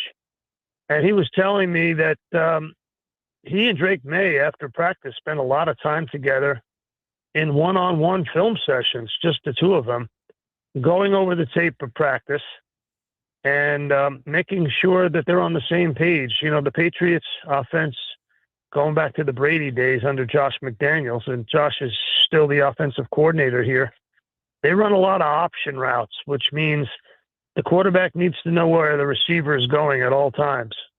And they work on that quite a bit. Sal, we played the audio from defensive coordinator Vic Fangio a little bit earlier in the show, and he talked about how important it is to get reps for these guys in these joint practices. So what do you think was the overall big takeaway for Fangio and his defense today? You know, I think the defense is going to be good. I think the defense is going to be good because you have 5 Pro Bowlers on this defense, and you have 2 All-Pros. And that's not going to change, you know, knock on wood. They got Carter, they got Davis, they got Mitchell, they got Cooper DeJean, and they got Zach Bond. And you put the 5 of those guys together, and you're going to have a pretty good defense. So I don't really see any major weakness whatsoever. I think they have to figure out the safety position, but you can figure that out pretty easily. It's pretty easy to play safety in a Vic Fangio defense. I think this defense is going to be better than it was last year. They gave up 18 points a game last year. That was 5th best in the league. I bet you they're in the top 3 this year. Sal Paolantonio joining us live from Foxborough, Massachusetts after day 1 of joint practice between the Birds and the Patriots. Sal, speaking of the safety position, Fangio, he did a little name dropping today. You know, he mentioned Andrew McCuba. He mentioned Michael Carter. He said, we don't really know who Michael Epps is. We don't need to see a ton of him. Who do you think is going to be the week 1 tandem at safety? Yeah, it's hard to tell. You know, we still got a lot of practices, still a month to go. And, you know, Howie Roseman still likes to wheel and deal right up until week 1. So it's difficult to tell right now. I think the one thing about Makuba is it's hard for him to stay on the field because he has a small body for an NFL safety. So I'd be surprised if Makuba is the one that's ultimately chosen that last 17 games. To me, you know, it would have been easy to re-sign Reed Blankenship. I think it was a mistake not to re-sign him. And I think it severely weakens that position. But they'll figure that out. If safety is their toughest spot to fill, then the Eagles won't have many problems. I think the biggest thing is that Fangio said they didn't know when they were going to get Jonathan Grenard back, who they traded for from the Minnesota Vikings. And he was supposed to figure in as a important part of their edge rush. And he has been MIA at all. He hasn't been around at all. And when Fangio said he wasn't sure whether he was going to be back or when he was going to be back, that's big news to me. Yeah, I was going to say that's a big part of the conversation too. They didn't just trade for Jonathan Gennard, Sal. They gave him a big contract this offseason. There is an investment in that guy. So if he is still not on the field, and of course they're calling it a pectoral strain, who really knows what exactly happened, because it happened during the offseason. Apparently he was weightlifting a little bit too heavy. But still, Sal, that's a guy that you were depending on. And we saw last year, Philadelphia, they bring in Zadarius Smith after the Cowboys game week 1. They brought Brandon Graham out of retirement. They traded for Jalen Phillips. So this is a position that you thought Grenard was going to come in here and help you with. And he ain't on the field, as you said, yet. Yeah, and this is a position they should have addressed in the first round rather than drafting Mekhi Lemon, who can't get on the field. To me, first round was for edge rusher or offensive lineman, and they went with two guys back-to-back, Mekhi Lemon and Eli Stowers, who are giving them no contribution whatsoever. That's on the negative side, but I got to tell you, on the positive side, they are very impressed with Markel Bell. Very impressed with him. He has now leapfrogged over Fred Johnson as the backup swing tackle on the right side. He looks dominant. Nobody could get past him today. Hey, you know who else is impressed with him? I heard Brian Balding. He was on earlier today on the Golix here on 97.3 ESPN. Baldy was waxing poetic about Markel Bell. And you know Baldy, he speaks what he says. He hears. He ain't sugarcoating stuff. No, I think Markel Bell has been really an eye-opener. The size, the strength, the agility. He was meant to pass protect. He's a wall. He's a moving phone booth. He's tough. Sal, we haven't heard from you since Lane Johnson made that announcement. This is potentially his last year. I got to know from you, you're a guy who's covered Lane his entire career. What is your take on this potentially being Lane's final year? Well, I think he's got an idea of what he wants to do in his life. Host football. He missed 10 games last year with a foot injury. You got to be able to, count on your tackles in the NFL. And, if Markel Bell can be the guy who takes Lane Johnson's spot, that would be great for the Eagles, for sure, 100%. Lane Johnson, he's going to be a serious contention for a Hall of Fame candidacy. Sal Paolantonio joining us live from Foxborough, Massachusetts. Eagles, Patriots, joint practice 1. Sal, we've been holding it off. Let's get to the offense. And I thought one of the biggest takeaways that I saw from the reporting from Foxborough, Jalen Hurts throwing to Saquon Barkley, throwing to Will Shipley. It seems like that is finally potentially a part of this new offense, something that we've been asked for in previous years. Yeah, well, that's not going to get you to the Super Bowl, Josh. That's all well and good, and I know a lot of people who are covering the team are smitten with the fact that they're finally throwing to the running backs. Points in the NFL come out of the passing game from the quarterback to the wide receivers. That's where the points are. He's throwing to the running backs now because it's easy. And he's not got Devontae Smith on the field for very much. He hasn't gotten Mekhi Lemon on the field. 30% of his passing yards is playing in New England. A.J. Brown's gone. He's learning a new offense. Thrown into the backs, that's easy. Pretty much any quarterback can throw it to the backs. No, what has to happen is an evolution of this offense to where he feels comfortable throwing to some of these wide receivers who are going to take A.J. Brown's spot. I can't stress enough to people who are watching this that when you saw A.J. Brown today on the practice field, you realized that the Eagles are going to miss this dude big time, and they don't have a replacement for him. You need a big, strong, tough, either fast, elusive, great wide receiver if you're going to go anywhere in the NFL. Look at Seattle. They got JSN. There's a reason why Seattle won the Super Bowl. There's a reason why Denver went out and loaded up at the wide receiver position.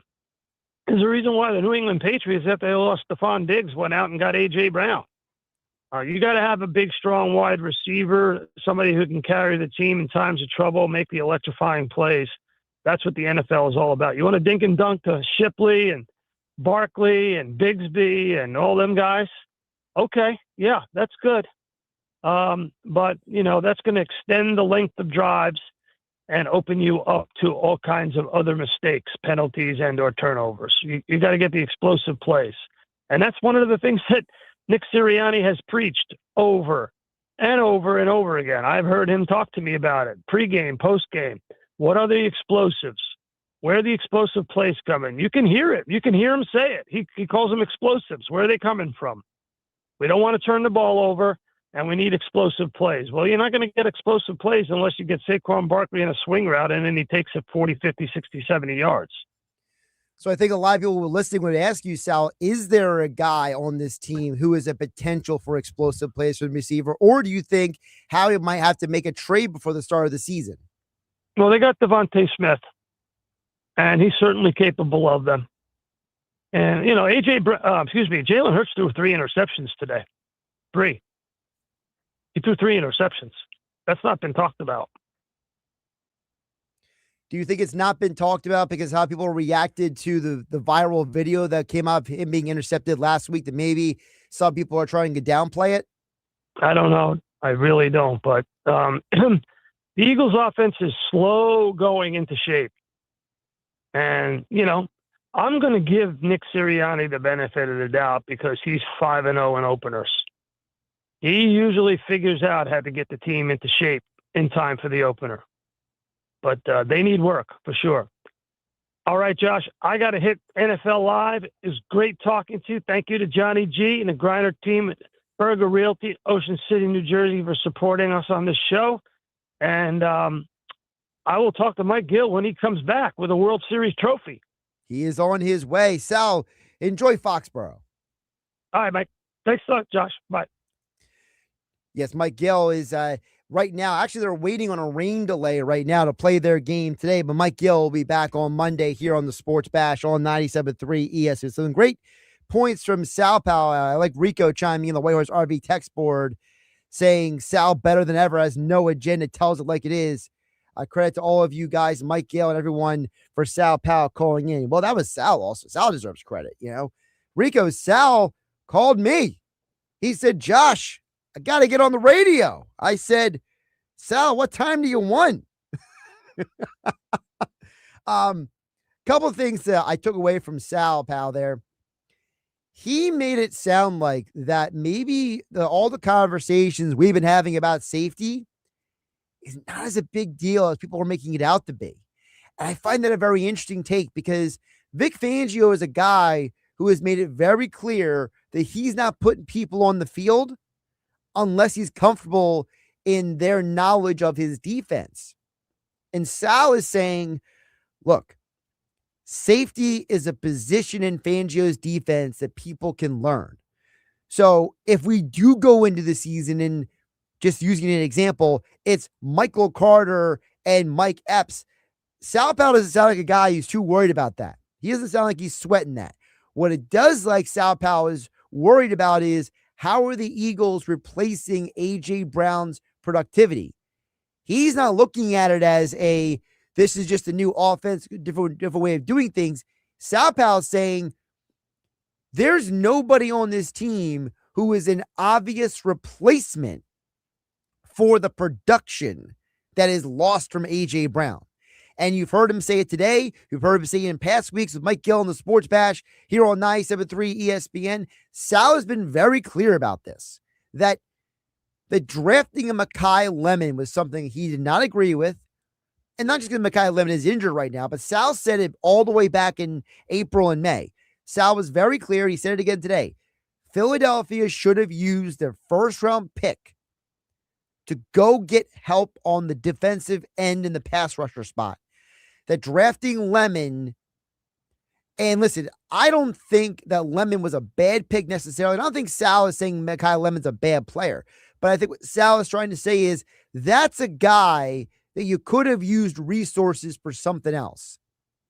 And in an offseason where you drafted, this is me talking here, where you drafted Mekhi Lemon in the first round and you invested a lot of financial resources in the Jonathan Grenard, it really has a big, big red flag that Philadelphia, as you heard Sal Powell say, Howie Roseman might be pulling another one of his famous trades before the start of the season, because right now, if there's no Grenard and there's no obvious guy stepping up as the second and third receivers to help with the explosives on this offense,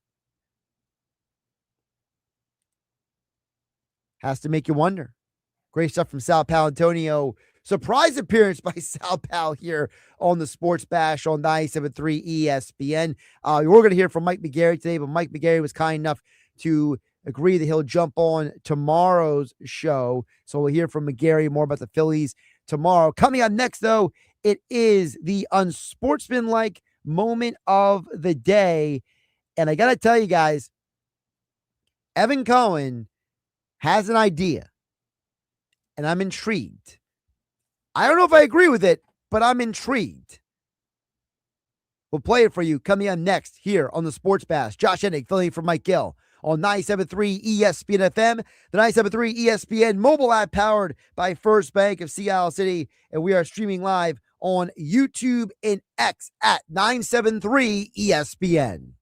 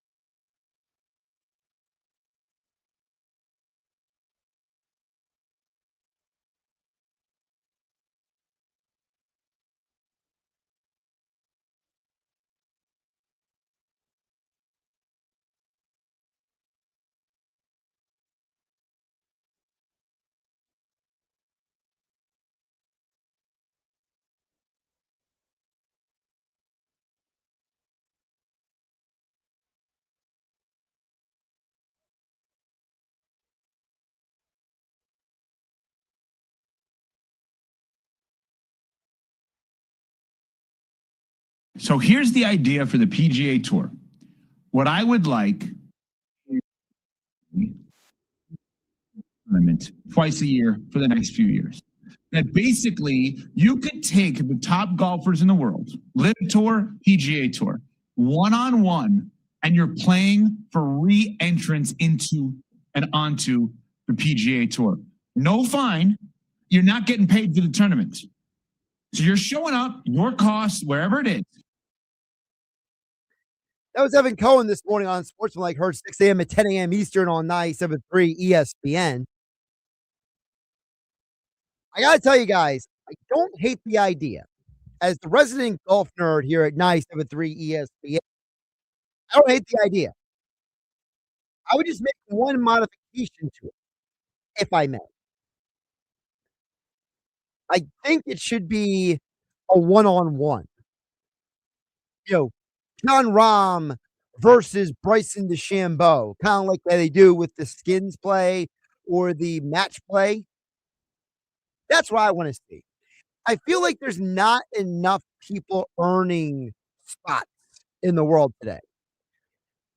So what I would do is I would turn it into an opportunity to have these guys just go head to head. Don't have them go against PGA golfers. No. Have them go against each other. Turn it into an elimination tournament. See, I like what Evan did, but I want to modify it. I want the stakes even more intense. And let's put it on television. Let's put all these guys in a little elimination bracket. John Rahm, he's got 3 chances to beat Bryson DeChambeau. If you can't beat him in 3 shots, Bryson moves on to the next round. And if Bryson can't get past the next guy in the next round, that guy goes to the PGA Tour. I love the idea of forcing people to get back to the PGA Tour. They do it in the Corn Ferry Tour. Those guys and the women do in the LPGA too, in the Epson Tour. They got to earn their way onto the Pro League. They're not just handing those opportunities. All right, more football talk next. Adam Caplan from Foxborough next.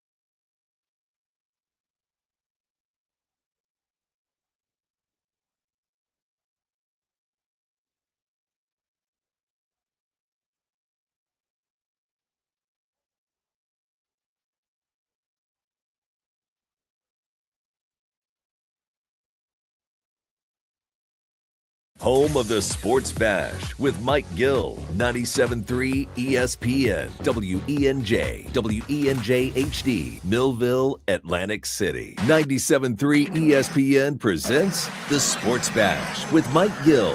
It's time for Football at 4 with Adam Caplan, powered by the Inside the Birds podcast. I give my heart and soul to this franchise, as so many of us do. Now live, this is Football at 4. Football at 4, powered by the Inside the Birds podcast, InsideTheBirds.com, and of course, wherever you get your podcasts, like and subscribe to Inside the Birds. We'll hear from Adam Caplan momentarily here on 97.3 ESPN. And don't forget Football at 4. As always, brought to you by Ocean Casino Resort and the Gallery Bar Booking Games. Fanatics Sportsbook at Ocean Casino Resort. Gallery Bar Booking Games is your go-to game day destination with huge screens, great drinks, and all the sportsbook action you want. It's the perfect place to catch every play and celebrate every win at Ocean Casino Resort. And it's time to go back up to Foxborough. Adam Caplan for today's Football at 4 joint practice day number 1. Adam, how's it going up there? It might help if I actually hit the button. That's totally my fault, Adam. That was a faux pas by me. Let's try that again. How's it going? Sure. Technology, yeah. No, but it's beautiful. To answer your question, we got lucky with the weather. It's going to be a little bit overcast tomorrow, but not just to rain. But it was beautiful, high 70s, low 80s. They let the fans in here at Foxborough. They've got plenty of room. In fact, I hadn't been here in 3 years. They added a new building for the media and for multimedia, so it's really cool. Sponsored by New Balance. It's cool to see that. But no, it was a very lively practice. And I'm not one of these people, unless it's painfully obvious. And I'll explain why I don't do this. So, when like fans would say, well, who won practice? Early in my career, Josh, I didn't know any better. And I'm almost wrong every time I said, oh, well, the Eagles won this, in these joint practices, or whatever team I was with. I remember my first one was with the Raiders and Niners in 2005. Completely got it wrong. The opposite was true. So I rarely will say a team dominated practice. The only time I saw it happen, I believe it was 4 years ago in Brea, Ohio. The Browns were hosting the Eagles, and the Eagles kicked the ass of the Browns. In fact, one former NFL head coach was doing a training camp tour. When we were done, we compared notes, and the guy said, this is dominant. They look like a Super Bowl team, the Eagles. And, of course, they made it that year against the Chiefs. But so, again, to summarize, you see stuff out there. And Andrew Juchecko and I just dropped a show, which you can get on any podcasting platform. It'll be actually being uploaded now. So you could hear it later today, the next hour or so. We give folks 45 to 50 minutes about what we saw, what we heard, and what we know. And there was a lot of mixed stuff, Josh, I would say, with this practice with the Eagles, kind of up and down. And when you talk about the up and down, I think the big highlight for a lot of people they're very curious about was how does the new Eagles offense look in this action? So kind of give us a review of what did Jalen Hurts and the Eagles offense look like today? I thought the run game, we'll get started with that, was really good. Outside zone stuff, very explosive with Barkley and Will Shipley. And Tank Bigsby, because he's come back from a toe injury, didn't work a lot. But the quarterback timing was off overall, just all three of them. Gold did some good things. Hurts had a beautiful out route, and he's become really good at this sideline throw. 15 to 20 yards downfield, it's a timing throw. He's really good with that, but he had some passes that were behind the pass targets. Some passes that got batted down. Tanner McKee does not look like the same guy, Josh, in years 2 and 3, where in terms of training camp, where he was just terrific and threw with great timing and rhythm and has that great arm, but he's not seeing it well. He's not throwing with a good enough timing. It's concerning. Andy Dalton, by the way, is definitely he didn't win it yet, but he's clearly got the advantage on McKee for the number 2 job. If you would have told me this before training camp started, really OTA started when it was even, I wouldn't have believed it, but I could only go by what I know and what I'm told and what I see. So McKee's got time. Tomorrow's practice and 2 weeks of practice in the 2 preseason games, but he better get started right now.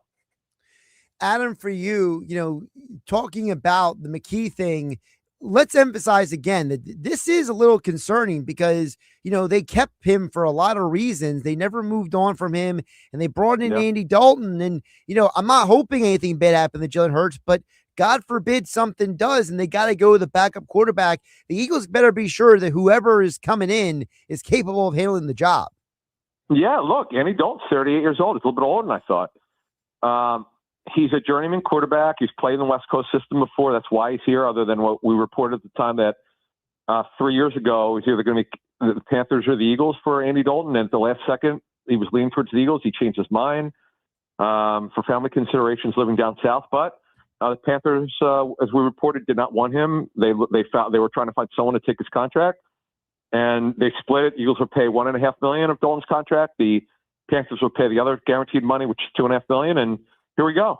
Dalton's done. It's been a little bit more consistent than Tanner McKee. Now, on your point about are the Eagles in good hands if Hurts got hurt and couldn't play a week or two? It's a good question. I'm not totally sold on Dalton at this point. You rely on the starting experience, obviously, but this should not even be a discussion, but it is because McKee has just not done it. I'm as surprised as most people. I mean, if you've listened to us on Inside the Birds, we've been singing the praises of McKee for almost 3 years. Came out of nowhere in that Baltimore preseason game where he wasn't doing well in training camp his first year. And ever since, for 2.5 years, he was great until that. Josh, I think it really started for him in that Washington game, week 18 last year. He didn't play well. And he's been on the downward slide since then, to be honest with you. Adam Caplan joining us live from Foxborough, Massachusetts. Joint practices today, day one between the Eagles and the Patriots. Adam, a lot of people, speaking of Jalen Hurts, they have, kind of hyper-analyzed what he has done in practice, what he has done at the joint practices today, training camp. Yeah. So, give the audience your perspective of who and what Jalen Hurts is in this offense as of August 19th. Yeah, it's really been what I thought. The time, you see spurts of the good timing, which we saw last season, and then there's other times he holds on to the ball too long. You got to understand, man. I'll give you an example. We talked about Ty Robinson in the show that Andrew and I just did, and I had a nugget on how he had to be deprogrammed of what he learned at Nebraska and how to learn what Fangio and Clint Hurt wanted. Well, Hurts basically has got to deprogram the Sirianni system, which is the only system he's known since 21. Yes, he was with the West Coast system in 2020, but he wasn't starting then. That was Wentz's last season as a starter, though Hurts did play late in that season. But this is a different system than the one that Peterson ran. Terminology is the same, but he really had to relearn this, and it's tough. It's as we said months ago, it's going to take months, not weeks. They're still in that, and Dalton knows the system where Hurts has got to learn it. So to sum it up on your question, people need to be patient. You'll hear me say on this show that we did, Andrew and I did today. I'm not backing off what I said. He's going to get it. He's a veteran quarterback. He's won a lot of games. He can throw his timing because he's done it before. He just has never done it consistently. He's going to have to do it consistently. But folks they got to be patient. I know in this town we want instant results, but you're going to have to be patient, folks. It's not going to happen overnight. Now, it's not just this town. We live in a microwave society. Everyone wants their mac and cheese in a minute or less. Every sport. Every sport. We turn. We want the next best thing. Hurts is the quarterback. That's it. I mean, he's just got to get it.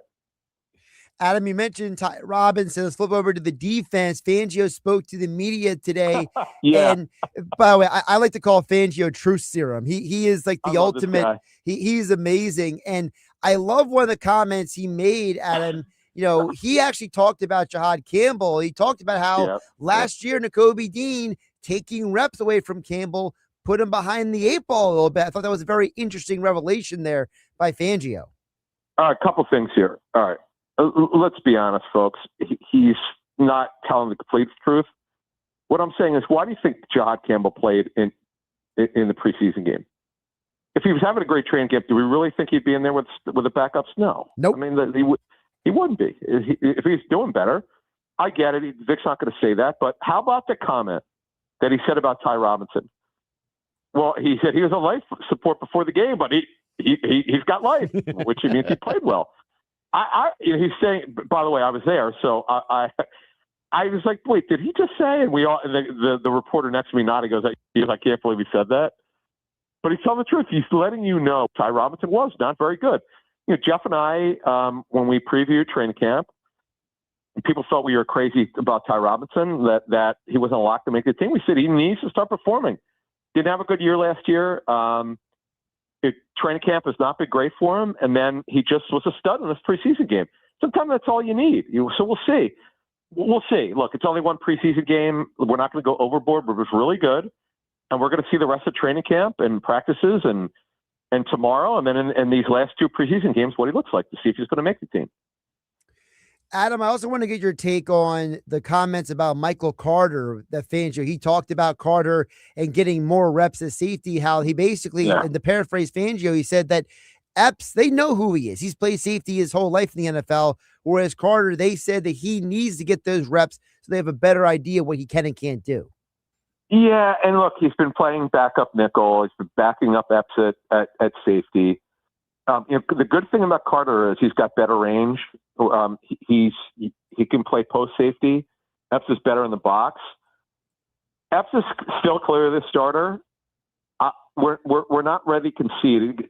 Right now, Epps is the heavy favorite. Like, that has not changed. But again, this is what joint practices are for. Tomorrow, we'll see in the preseason games what happens, and then they'll have to make a decision. But Epps is clearly the starter. But the great thing about Carter is he's a safety in college at Duke. He did so well as a nickel. He got paid as one of the highest paid nickels in the NFL. And then, as we reported at the time, people thought we were crazy because he hadn't really done it. He had not played safety at this level. The Eagles planned on, at the time of the trade last year with the Jets, they're going to give him reps at safety in practice, and they did. He was actually their dime safety. So you're right to bring it up. He's got to make up for lost time. It's really going to be hard for him to take the job from Mets. Couple more for Adam Caplan, live from Foxborough for today's Football at 4, powered by the Inside the Birds podcast. Like, subscribe, and download wherever you get your podcasts. Adam, speaking of the defense, a lot of people want to know A.J. Brown versus the Eagles defense. Yeah. Talk about that. All right, so A.J. Brown, and I don't know if they saw something Reek Woolen would have problems with, but first 20 minutes of 7-on-7 or 11-on-11, they had so many deep over routes. They burned the Eagles. They got Mitchell and one, but they went after Reek Woolen a little bit. So now I don't know if that was planned. There's no way I would know that. I'm just telling you, they had a lot of success. Woolen made a couple nice breakups, but they got him a bit. Look, it's hard for 6'4" corners to stop and start. It just is. And the type of routes that they were running, it caused he would have to decelerate, and it's hard for him to do that. It's just hard for tall corners to do that. So, yeah, they look. I told folks, be careful what OTAs are. They're flag football. They don't mean anything. There's zero indication of how the player will perform in training camp, and that's why I said it. I told people last year with Keely Ringo, you got to stop with it. It means absolutely nothing. He's not a starting corner. He never has been. Eagles rolled snake eyes on that one, thinking he could be a starting corner. Remember, he got beat out by a guy who had been out of the league for a year. So be careful of OTAs. Just be careful. It's non-contact. It's T-shirts and shorts. There's no physical play. This is when it matters. And now Woolen, by the way, because the Eagles were down 4 corners today, Ringo got a lot of work with the twos, but you won't see him play. If everybody's healthy, he won't be playing corner in the fall. He'll be a special teams player. Yeah, exactly. Ringo is relegated to special teams unless you break glass case of emergency. Adam, really quick before I let you go, I wanted to get your perspective on the other thing that Fangio said today. They don't know when Grenard is coming back from his injury. Yeah. I think that's a big deal because they invested not just trade assets, but a lot of money financially in Grenard this offseason. Yeah, and Howie did say, Eagles general manager Howie Roseman said he kind of downplayed. He said absolutely be ready for training for week 1. He said when Howie's asked, and he goes, oh yeah, he'll be ready. Well, Vic's look. Remember, it's a pectoral strain. Pectoral strains are tricky. So talking to teams about these injuries, they can only give you a range of when a player could come back. Pectoral strains are difficult, and Vic talked about it today. He heard it in their weight room. And Vic, Reuben Frank was right next to me when he said it, of NBC Sports Philly. And I said, Rube, great question. I don't know why you guys didn't ask this earlier. And because Vic always tells the truth. He said, yeah, he might not be ready week 1. And he didn't really give an indication when he would be ready. So yeah, you're right. So having Arnold Ebiketie as a third edge who moves up, I mean, that's really what he's going to be the first guy off the bench now. If Grenard's not ready, and as Jeff and I said on our show a week or so ago, even if he is ready week one, he had not been. Josh, he's not practiced since last December. How in the world could anybody have any idea what he could do early on in the season, even if he's ready? Exactly. That's a problem. You're right.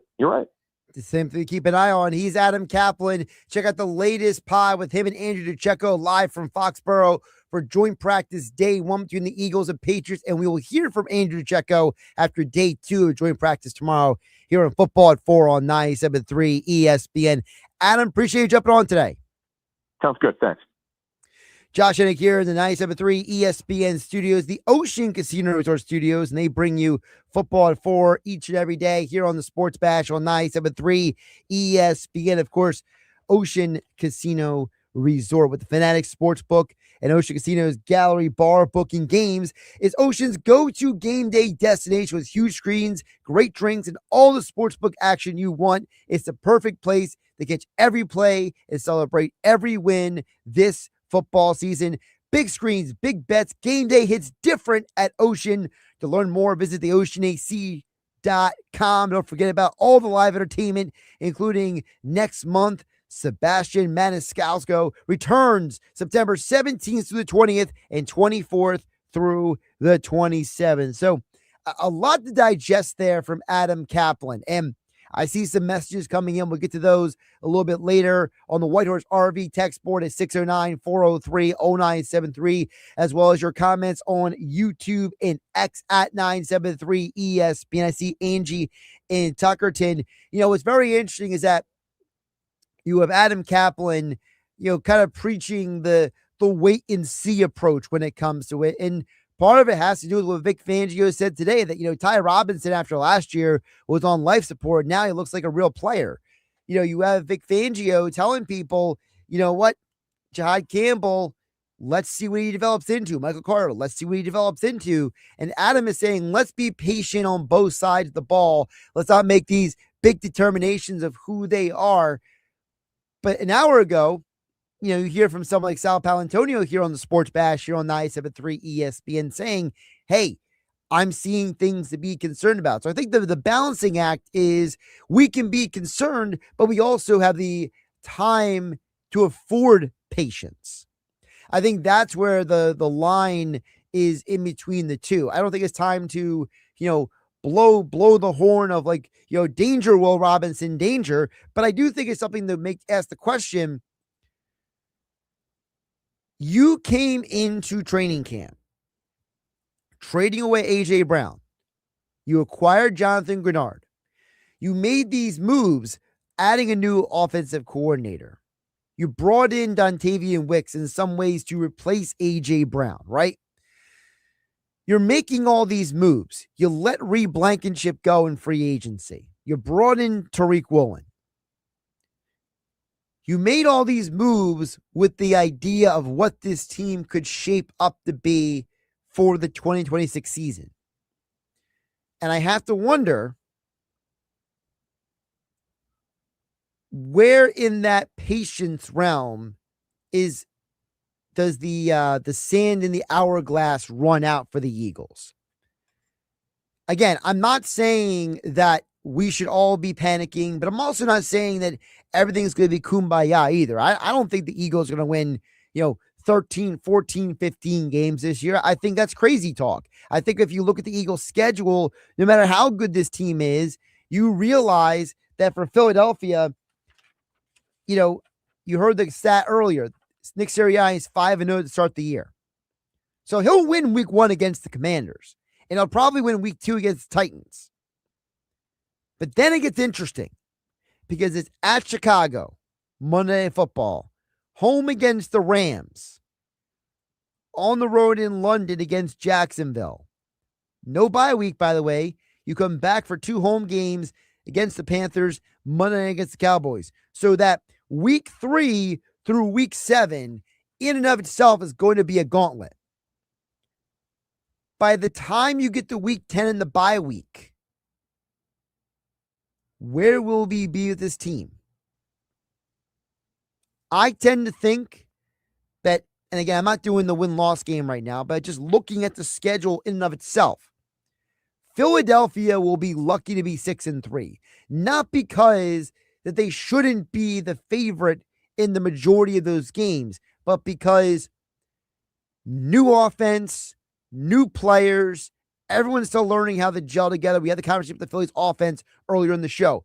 Maybe the Eagles offense is going to need a similar amount of space to gel and develop before the start of the season. If that's the case, I think Eagle fans are not going to be happy with some of the results. I made the comment earlier about there have been games that Jalen Hurts has thrown interceptions and they still won. People are not going to want to see Jalen Hurts going, 12 for 15 with one touchdown and one interception, and Saquon running for 150 yards and them winning 20-14. They're not going to want to do that. Philly fans don't want to hear that. That's why Adam said people are impatient.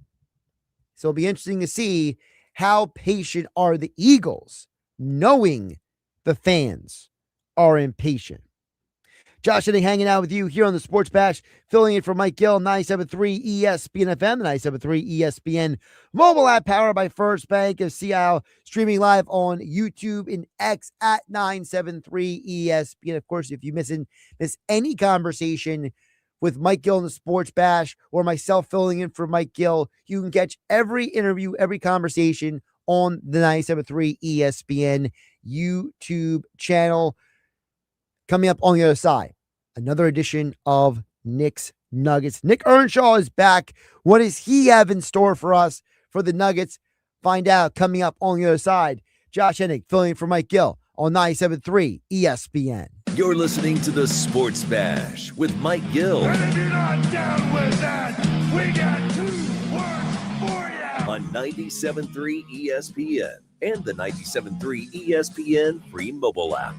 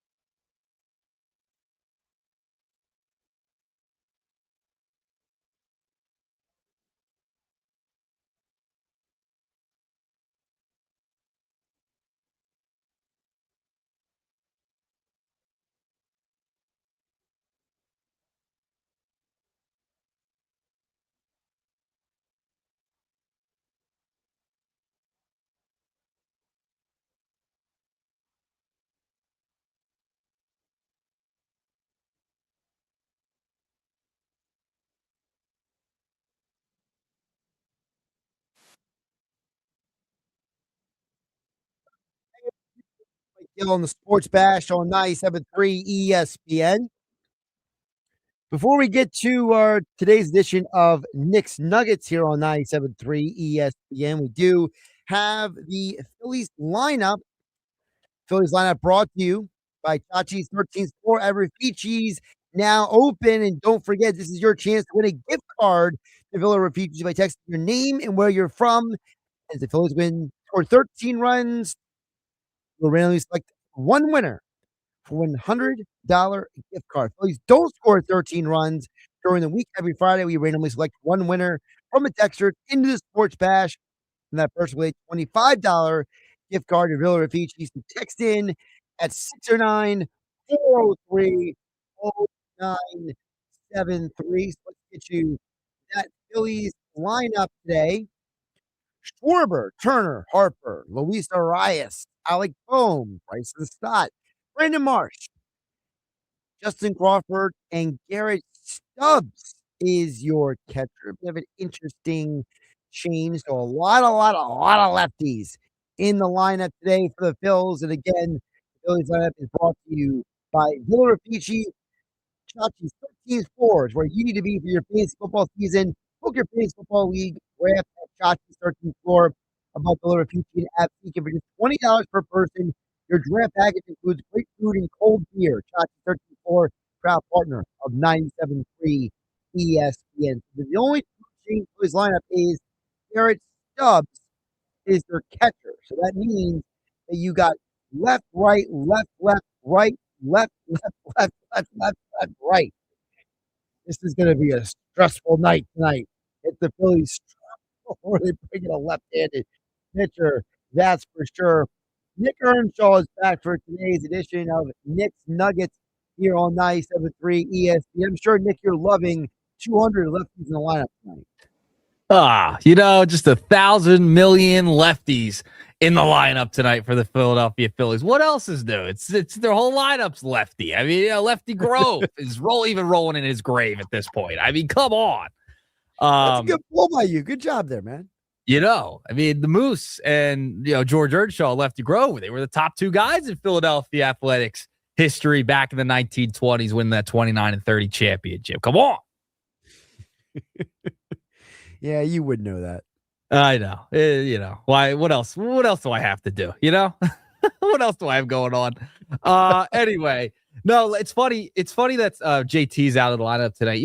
I was watching during the game. I'll doom scroll every once in a while, and I'm on TikTok last night, and his inside the park home run from 2022 Atlanta Braves series NLDS game clincher came up on my feed, and I'm like, man, Realmuto can't run for days like he used to anymore. That's why he's getting days off for Garrett Stubbs. It's funny that he's out today because I said that to a buddy last night. I'm like, man, remember this moment when he had the inside the park home run? It was just the beginning of this run, of this era of this Phillies, and now look at the Phillies. They got 100 lefties in the lineup, and I don't even think they have one right-handed bat in there. It's crazy. How you kind of look back, you're like, man, those guys were spry. One of my favorite words in 2022. And they were just rolling. They were just on such a roll, starting with that wild card series towards the end of that ball game, that first one against St. Louis. And then they rolled through Atlanta and they rolled through San Diego. And then it started off well in the World Series. And then since then, they just could not hit. And then 23 happened, 24, 25. And now here you go once again, Josh. Listen, I think that the thing with the Phillies is, and I told you before, and I'll say it again. I'm not on. I'm not on the bandwagon. Listen, if they make a deep postseason run, I'll be happy. I like the fact they've won 5 games in a row. I'm happy that they're playing better. I'm happy that Alec Bohm and Bryson Stott are on fire right now. I'm enjoying the moment, but I'm not getting my hopes up for the postseason. I'm not acting like, as you just lined out, that anything that happened in 25, 24, 23, I'm not going to pretend like it didn't happen. I'm not Dave Dombrowski saying I'm surprised, all the time. Listen, I'm telling you right now, man, the Phillies, as soon as we get to Labor Day weekend, when that football starts, Phillies are going to get knocked further down the hierarchy of interest. Like, I'm going to watch them because, It's part of the job we have. But I mean, if I didn't have this job, I'll be honest, I wouldn't be as engaged in the Phillies in September. And I wouldn't be surprised when we get to October, if the Phillies even make the postseason, there will be people probably texting into the text board asking about the Sixers and Flyers for the Phillies, some of them. Yeah, listen, they've won 5 in a row. They have been awesome. They have been fun to watch since that Field of Dreams game. It's been enjoyable baseball to watch over the past couple of nights, right? Great. They've won 5 in a row. It's awesome. And I'm going to start with the Phillies for nugget number 1. It's, we talked about it on Monday when I was with Pete G over at Ocean. You were on the 1s and 2s. I think they could get hot for a couple weeks here, like a week or two. I think you're going to win 5 games in a row. They could win 8 out of 10. Sure. I think that's totally possible. And then they make moves like signing Nestor Cortez today. Okay. Nasty Nestor gets signed. I like Nestor Cortez. He had a couple of good years there with New York, and he had an all-star appearance and had an ERA under 3 like 2 years in a row. But last year he's coming off an arm injury, and he hasn't pitched in like 11 months, and you're just signing the guy off the street. And I tweeted out today, this is just the most typical Dave Dombrowski Band-Aid type of move. That's what this is, Josh. Signing Nestor Cortez to the team. Now, granted, could he help the team and, eat up some innings for you? Sure, fine. You did the same thing with Walker Buehler last year and then did not use him in the right moments in the postseason at all. You didn't even use him. So I'm fine with them signing him. I mean, why not at this point? But it's like just another Band-Aid that Dave Dombrowski is trying to put on a problem. And he's done it throughout his tenure as the Phillies president of baseball operations. It's a Band-Aid. We were all excited about them possibly getting a real starting pitcher who has been really good this year. Casey Mize, a Robbie Ray, etc. A couple of different names thrown around at the deadline. Kevin They didn't Gausman. get one. Yeah, Gausman being one from the Blue Jays. Like, there were multiple names thrown around. They didn't get any of them, and they're signing Nestor Cortez off the street. And, I hope he plays well and he gives you some innings and he becomes a nice surprise. But Dave Dombrowski's been relying on too many surprises, and hopefully guys break out and give you something. That's been the type of guy that he signs every single year, whether it's right field or a Walker Buehler or a Nestor Cortez. I mean, we've seen this story happen over and over and over again, Josh. All right. So here's my position on this. Okay. I'm with you. I'm tired of this discount shopping the Phillies do every year when it comes to pitching. And the Phillies and Dave Dombrowski remind me of the guy who insists on going to like the clearance rack at Marshall's or TJ Maxx for all of his clothes when he clearly has more money than he knows what to do with. But because he's so cheap and he's so afraid to spend his money, the Phillies could have moved other prospects at the deadline, but they chose not to. Yeah. And Dombrowski's excuse was, well, some people didn't want our prospects. And I just have trouble believing that every single year you just don't have prospects to move and you're worried about the future. If you were worried about the future, you wouldn't have invested so many resources in the older players. You wouldn't have invested into JT Realmuto and Aaron Nola and Taijuan Walker and Nick Castellanos. You would not spend so much money on guys who are 30 years old and up. So to me, I feel like the Phillies are a team that has a wedding this weekend. They don't want to spend the money. So they ran over the Marshalls. They got the cheapest shirt that fits them. They got the cheapest tie that might match the suit and jacket. And they showed up to the wedding, and then the pants rip. The jacket, has a stain on it. And by the end of the night, everyone's like, oh man, you look like a mess. And they're like, well, we didn't spend a lot of money on it. No, the problem is, Josh, they're not even getting an actual tuxedo. They're getting the t-shirt tux. That's what they're getting. They're actually buying the t-shirt tuxedo. It looks like an undershirt. All right. I mean, that's what they're buying here. When it comes to like signing a guy like Cortez, it's like you're hoping, you're praying it works out and it looks good in the photos. You're right. It looks good. You're hoping it's from the waist up. You know what I mean? Like that's what you're hoping. Taking those wedding pictures because you're banking on guys to be who they were in the past, who they aren't now. And it's been the Max Keplers of the world. It's been the Adolis Garcias of the world. It's been the Walker Buellers of the world. It's been the Nestor Cortezes of the world. I mean, I could go on and on and on. Whit Merrifields of the world. Like they just continue to put Band-Aids on problems. And they aren't fixing him. The outfield problem's been an issue since Bryce moved to first base. You never went out and got another outfielder. You have $30 million in right field that you're paying to guys who aren't even playing baseball right now. One guy's totally out of baseball. One's got hurt and was hitting like under 200 before he got hurt. So listen, and it's funny. I was watching that Real Muto video and you brought up Real Muto signing these older players. I just don't know what it is. Are you going all in, or are you just kind of also trying to make sure your team stays afloat for the next couple of years by playing these younger players like Crawford and Painter and not trading them at deadlines in the past to put you over the top? Could that have been a mistake? Probably, because I don't know if Andrew Painter and Justin Crawford are the next iteration of Utley, Rollins, Howard, and Hamels. I don't know if those guys, and Aiden Miller being in the mix too. Like, I don't know if they are those guys again, if you're banking on them. This is a team that was built through free agency, and I expect this team to continue to be built through free agency because I don't trust their farm. I just don't.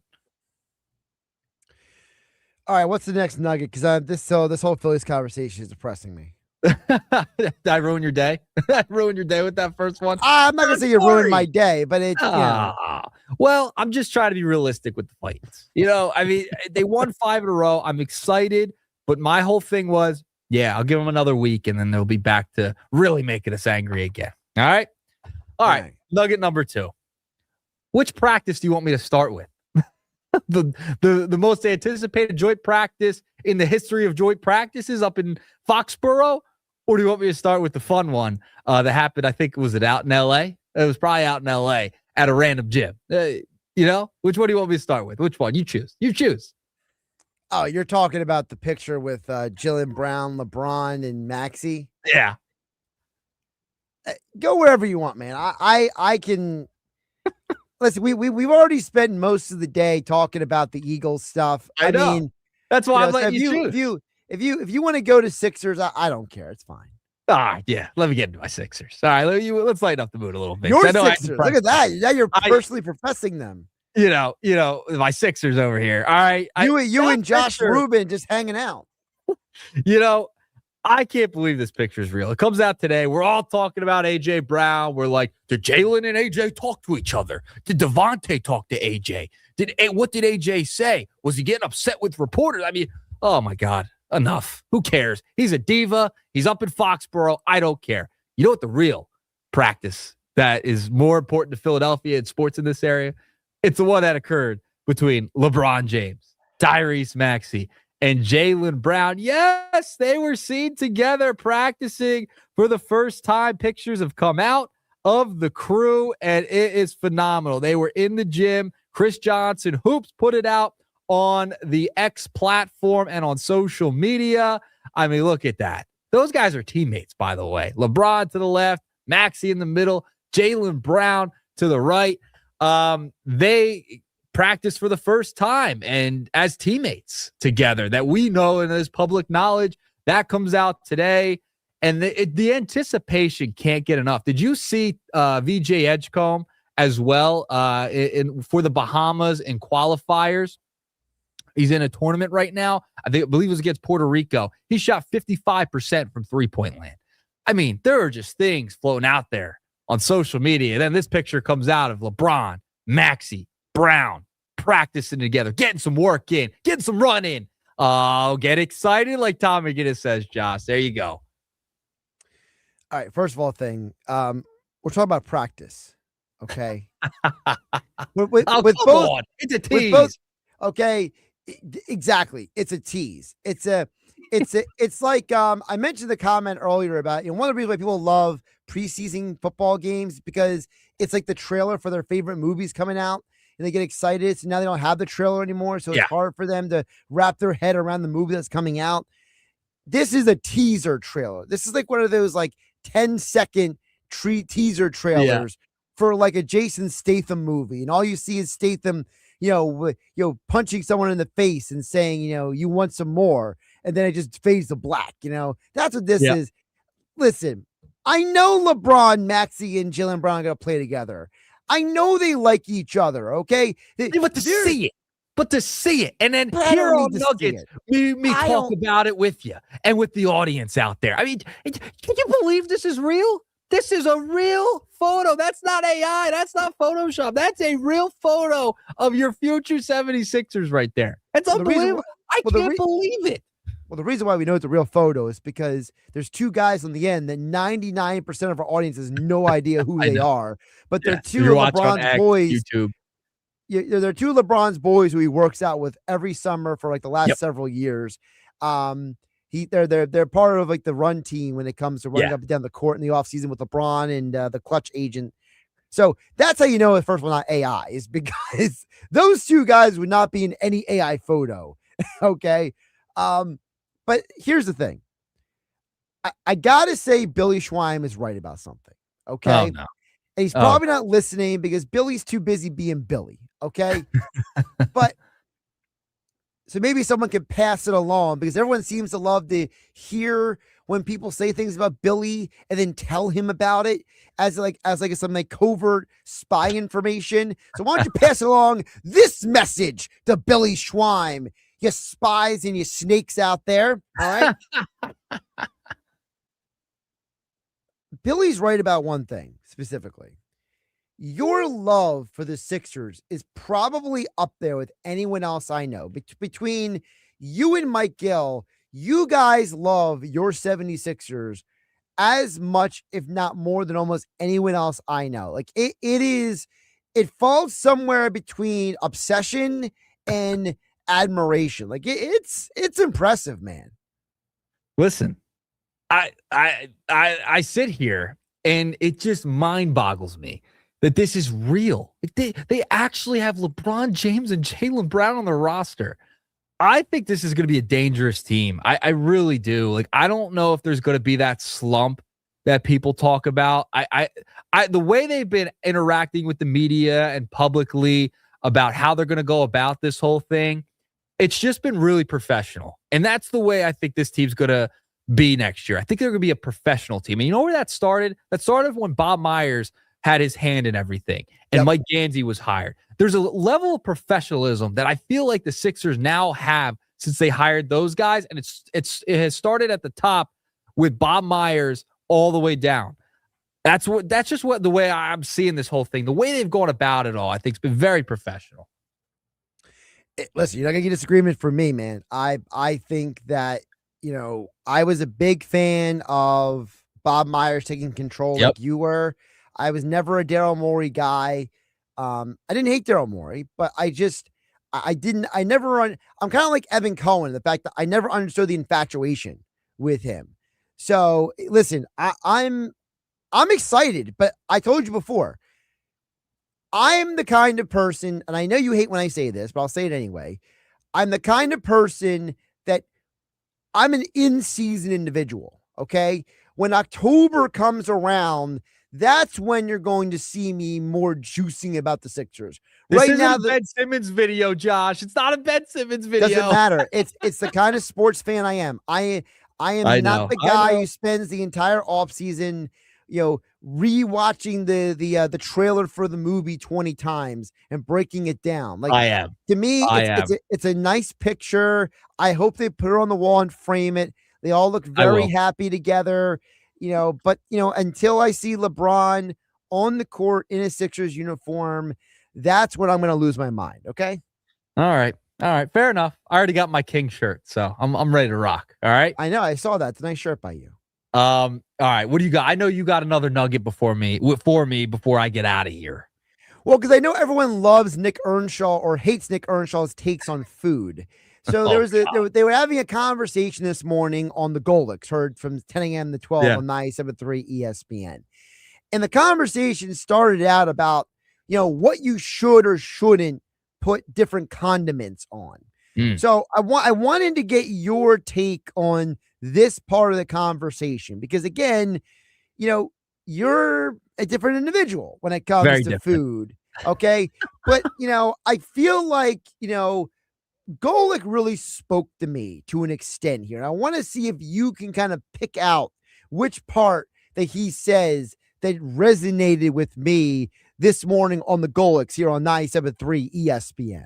To me, ranch can only make things better, though. It is never a net negative on any food that would normally pair well with ranch. Obviously, you're not going to put it on chocolate or dessert, but for a ranch tangent food, it is only a plus. It is never a minus. So I'm one of those, you can have whatever variants of food you want. Like, my thought is, I don't do it, but I'm not going to begrudge somebody else if they like that. I'm not going to begrudge. I'm not saying what he likes is wrong. I'm saying what he thinks is bad is wrong. Yeah. I'm getting to that.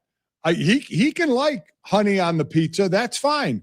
But don't disparage something else that somebody may like. I love ranch on pretty much anything, blue cheese on anything.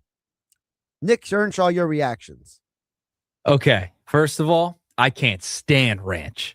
Ranch is like the worst. That's first and foremost. I will never put ranch on a thing ever. I'll do barbecue sauce here and there, but I'm very plain, as many people know. Yes, you are. Yes, you are. I wouldn't begrudge anybody for what they like. It's it's what you like. I'm just gonna tell you how I feel about it. You know what I mean? So, are you a ranch guy? Is that what I'm taking from this?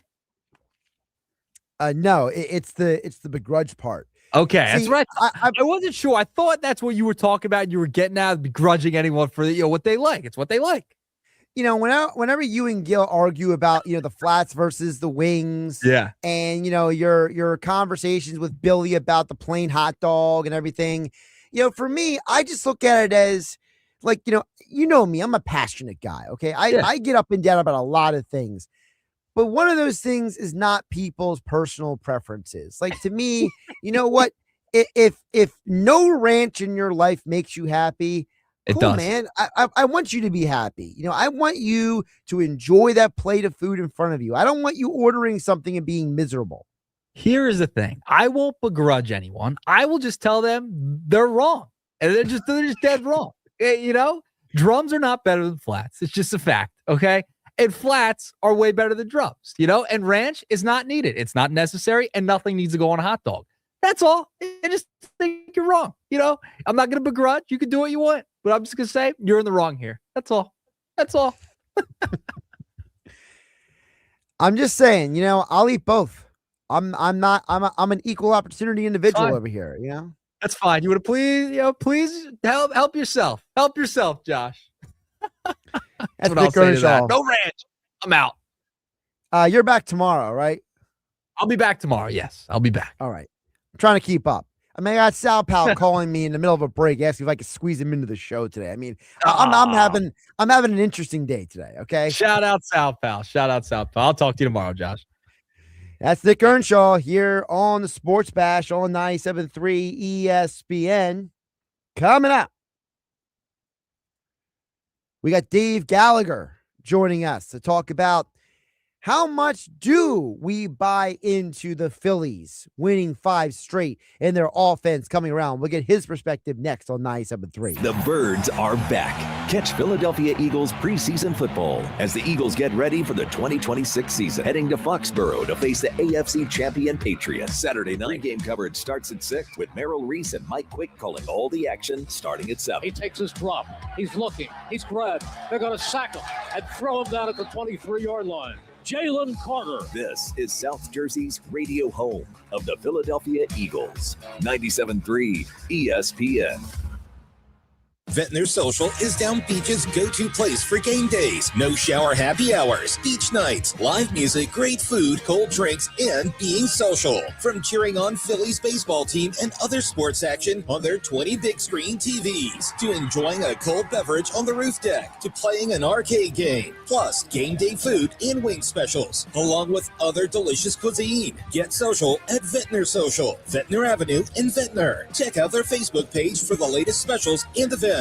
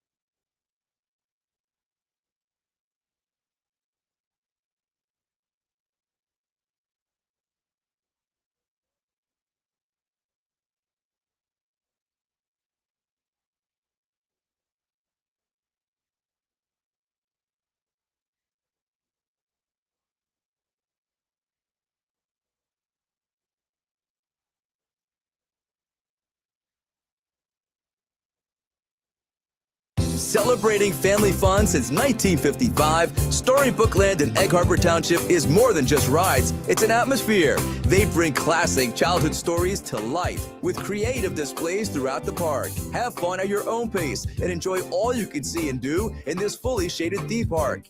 Get your tickets and check out their upcoming special events at StorybookLand.com. Create your own story at Storybookland. Bring the whole family and create your own story at Storybookland.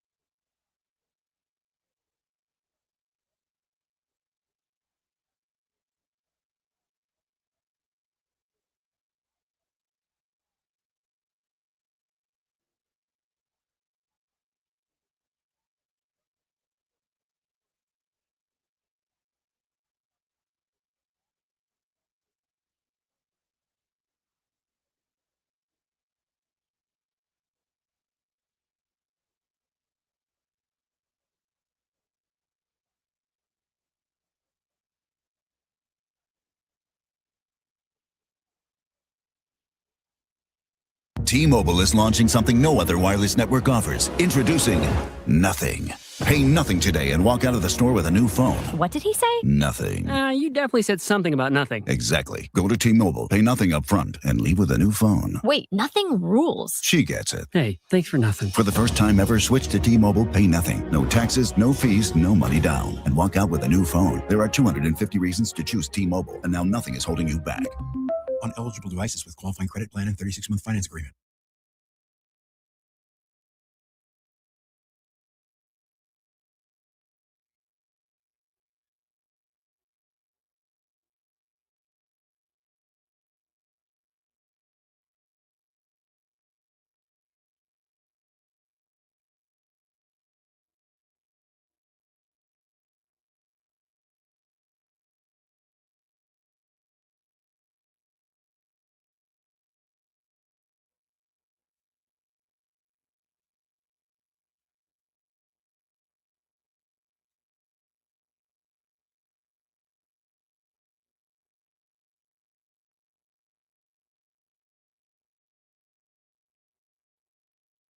That pallet of pavers collecting dust, the beginnings of a garden, those stray fence posts. Are you haunted by half-finished projects on your land? John Deere is here to say, not anymore. Our compact tractors allow you to swap implements easily, and they're backed by the nation's largest dealer network. You always had the right idea, and with the right tools, those projects can get finished for good. Nothing runs like a Deere. Learn more at johndeere.com/compact tractors.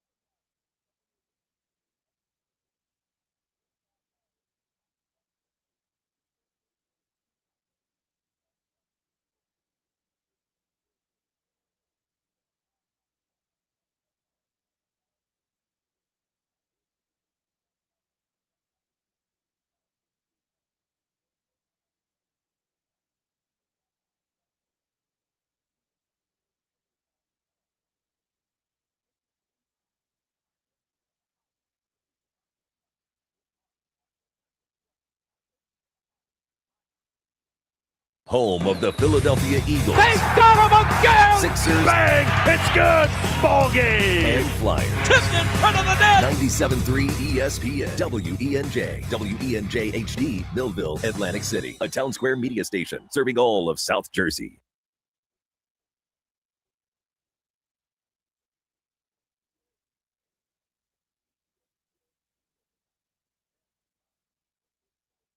Casino Resort Studio, here's Mike Gill.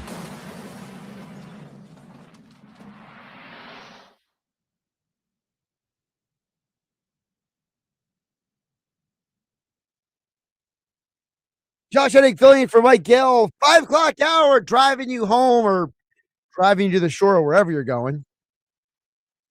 Or from the shore. I felt like there was like a gazillion people leaving the shore towns today when I was driving into the studio. But either way, we're hanging out with you in the Ocean Casino Resort Studios on 97.3 ESPN.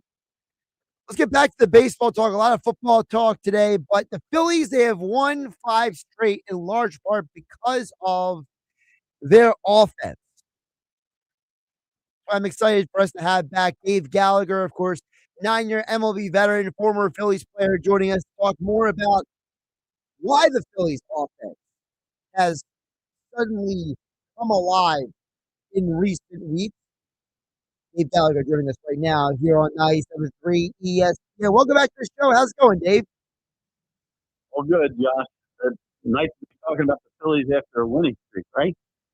Well, that's the funny part, which is, in the past, Dave, when we talked about the Phillies having a winning streak, we focused on the pitching, right? The conversation, Christopher Sanchez had the scoreless streak months ago. Zach Wheeler had that hot stretch.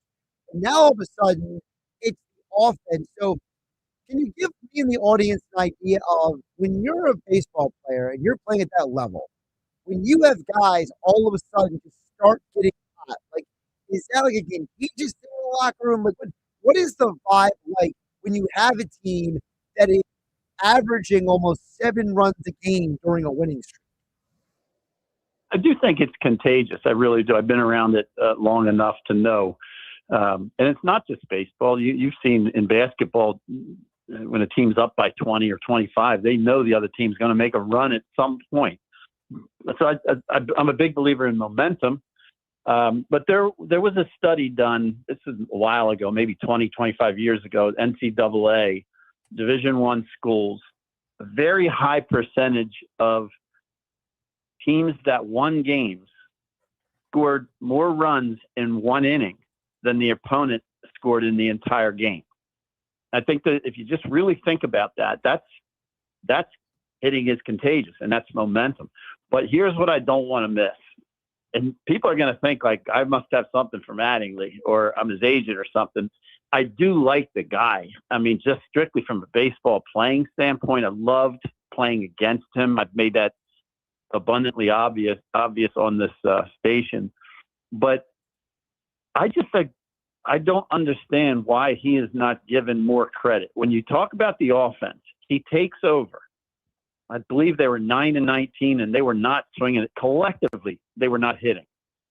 He steps in. Now, I remember lefties, especially, and him being a fantastic left-handed hitter himself. I felt like the lefties made huge jumps. Stott, at the time, Marsh started to go off. And I felt like, well, the guy's going to hang around the turtle, the batting cage. He's going to make comments. He's going to give these guys advice when he can. And he's going to be helpful because he was damn good at it. And they turned it around. You're right. Pitching was awesome. But their hitting turned around. Then they go a little bit flat. And I don't know exactly the day, but I heard that recently Mattingly met with the team. I think it was after the break. Maybe it was right before the break. The trade deadline, I mean. Yep, right before the deadline. Yeah, and he talked to them. And I've seen bits and pieces of interviews where he said, look, I just said, let's not go up to the plate without a plan. Let's have a plan, have an approach that makes some sense. And is it a coincidence that all of a sudden they, again, I would say collectively, these guys started hitting again? And it does look like a plan. So yesterday was kind of funny. I'm watching the game and Bohm had that base hit. Actually, it was a double. And I could tell watching the game that the ball came off the bat funny because the left fielder, in fact, they were saying on air that he misplayed it. He didn't misplay it. It ran away from him in a strange way. It went left to right. And that's what happens when you hit the inside of the baseball. You create that spin that makes it tail. That's what he did. That's by design. When you are staying inside the ball, your barrel is kind of attacking the ball behind your hand. And it gives you the ability mechanically to hit all pitches. That's what Bohm does well. I've said that so many times over the last couple of years. So that's why he can be a big RBI guy without hitting for a ton of power. And he's done it consistently, you know? All right, so let's back up for a minute because you mentioned about the meeting. We'll get to Bowman in a minute because I think he's a very interesting conversation. You mentioned about the meeting. So give the audience an insight into like what that kind of meeting would be, because I think for the average fan, right, they might think of like the movie Major League, right? And they're all standing around the locker room and nothing really is getting done in the meeting, right?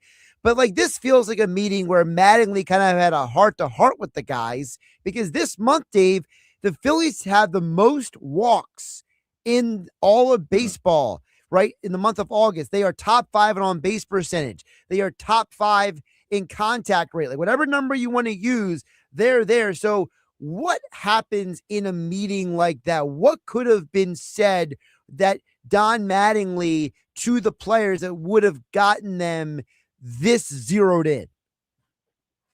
I can really help you and your listening audience with this answer because I had to do it as a player.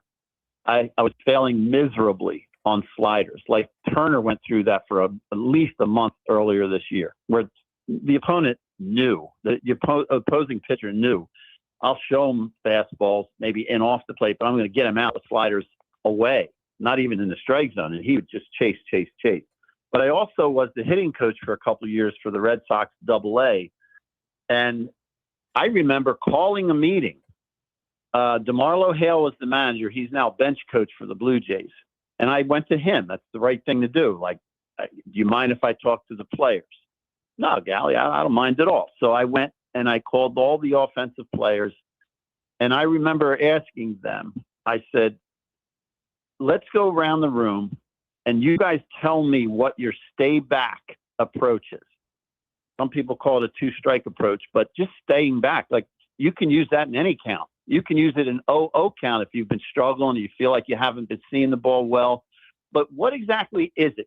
And I told them there is no wrong answer. You just tell me the answer of what helps you to wait on pitches. So interesting. I go around the room and you're hearing some answers that are kind of pretty easy. Well, right-handed hitter, I just try to hit it over the second baseman's head. Okay, well, you're waiting to do that. Some guys, I try to hit it to center or right center. Left-handers, I try to go over the shortstop's head. I heard one I thought was interesting. I'd never heard it before. The guy was leading the AA Eastern League in hitting at the time. He said, well, it's going to sound funny, but I like to think slider bat speed. And I thought about it, and I went, his name was Rod. I said, Rod, I love that. Because a slider, if you're thinking of hitting a slider, it's a little bit slower than a fastball, and it's a little bit faster than a curve or a change. So it's really very similar to what somebody is saying, well, I try to wait and hit it the other way. You're all waiting. But the biggest point is it can't just be a sentence of words that you're telling me. It's got to be real. You have to apply it, so it has to look different.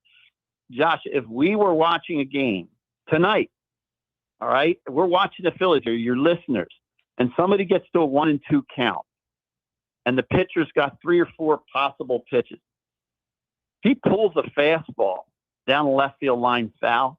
It might look good. He hit it hard. But that's like, what are you doing? What are you thinking about? You were thinking of an inside fastball and you turned on it early. You have no chance on the next pitch that's coming. Now, if he's a little bit late, fights it off. Stott does that a lot. Arise does it a ton. That's because they're trying to cover all pitches. So if you're a little bit late on a fastball, it's because you're trying to cover a possible change, curve, sweeper nowadays, right? So I had to do it. I had to learn how to wait, and I did. And for me, my plan was I'm going to stay on this guy's fastball, but that could vary. The guy on the mound might throw 92. He might throw 97. That's different timing. So whoever's on the mound that day, I'm going to try to time his fastball and hit it through the middle. And I'm hoping that that's making me wait long enough that if it's a slider or a changeup, maybe I can get the barrel on that and hit it to the pull side. Like I'm just trying to give myself a margin of error in my timing while I'm trying to recognize this darn pitch. If it sounds hard, it's because it is. But it really is. It's very hard, but that's what Bohm does when he's back. That's what everybody does Listen to Ruben Amaro or John Crook, the guys that did this so well and know the game like the back of their hand. You'll hear them say, "Oh, he just drove the ball the opposite gap. That's what he looks like when he's going well." It's because it's the truth. It means you're staying on the ball well. So yeah, I believe that's exactly the type of meeting they had. You're still going to make your share of outs, but can you imagine the entire team having an approach that looks competitive, that makes sense? You're not an easy out. This is why their situational hitting has sucked. It's just because you can't just take the same swing and the same approach on every count and every situation. It's not the pitcher's job to hit the sweet spot of your barrel. It's not his job to do that. He's trying to stay off it. You got to kind of think like him once in a while. Okay, runner on third, less than 2 outs. He'd like to get a ground ball here. Infield's in. He wants a ground ball. He's probably going to throw something down. Does he have a two-seamer? Because if he does, he's going to start it at your knees. It's going to end up at your shins, and he's hoping you pound it into the ground. This is we could do this whole half-hour segment of me talking about this stuff, but that's what it is. And if your listeners are waiting for me to say Kevin Long, I will guarantee Kevin Long had a lot to say in that meeting, but he will defer to Don Mattingly just as I would, or anybody with, any alumni that played the game at the highest level with any common sense. You defer to a guy like that when he's talking hitting. I'll throw some stuff in there, but I want to hear what he has to say because he did it so well with power, with batting average, not a ton of strikeouts for a guy to hit a lot of home runs. So, yeah, why wouldn't they listen, right? Absolutely. Dave Gallagher joining us here on the Sports Bash. Josh Hennig filling in for Mike Gill on 97.3 ESPN. Of course, Dave played as a Phillies outfielder during the 90s. He was a 9-year MLB veteran. So you just mentioned Bohm a couple times. Let's hit on him.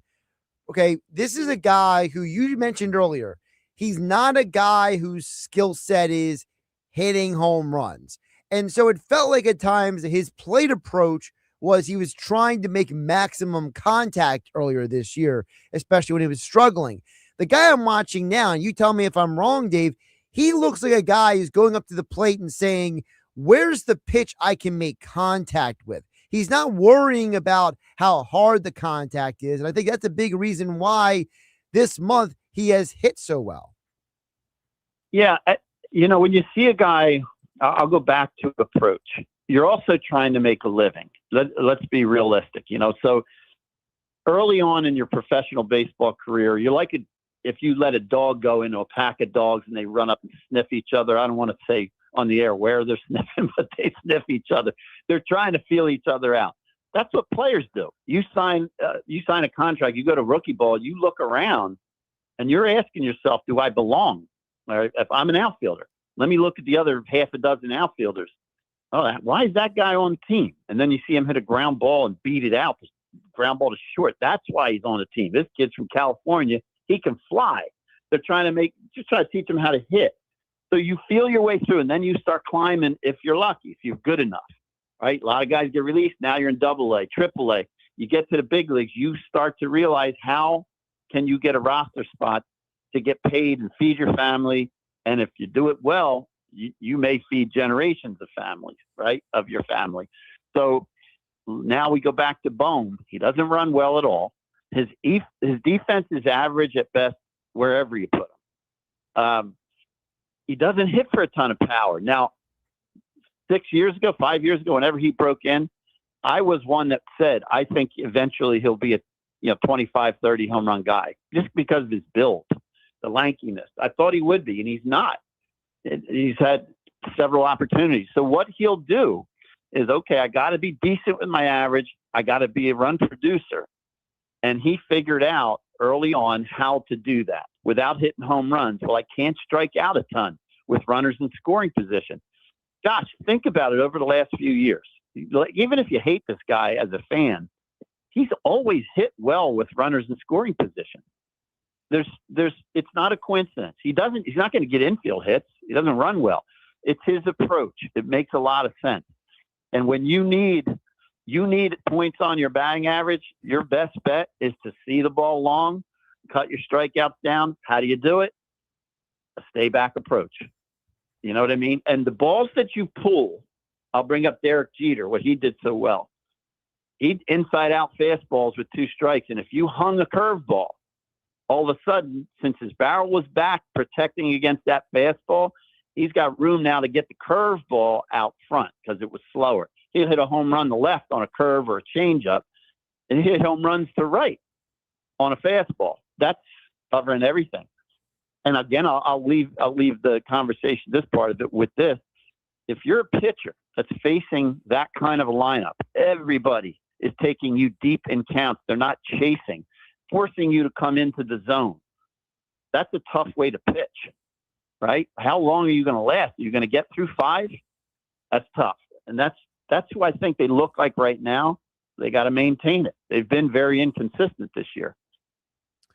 So then, it feels like we're painting a picture, Dave, to the audience that part of the reason why this team is averaging almost 7 runs a game in this 5-game winning streak, the reason why they're averaging over 6 runs in all of their wins since the All-Star break, it sounds like a lot of it is basically down to the mental side of the game more than the physical. It's the approach. It's the how are they approaching the pitcher, how are they approaching the at-bat, how are they approaching the game situation. And it seems like everyone gets what you're talking about except for Trey Turner. So explain to the audience why you could have a lineup where everyone seems like they're making contact, they're having great at-bats, and then you might have one guy in the lineup who is still on the struggle bus. Yeah, it's just sometimes it's a confidence level. You beat yourself up, and you can't see that.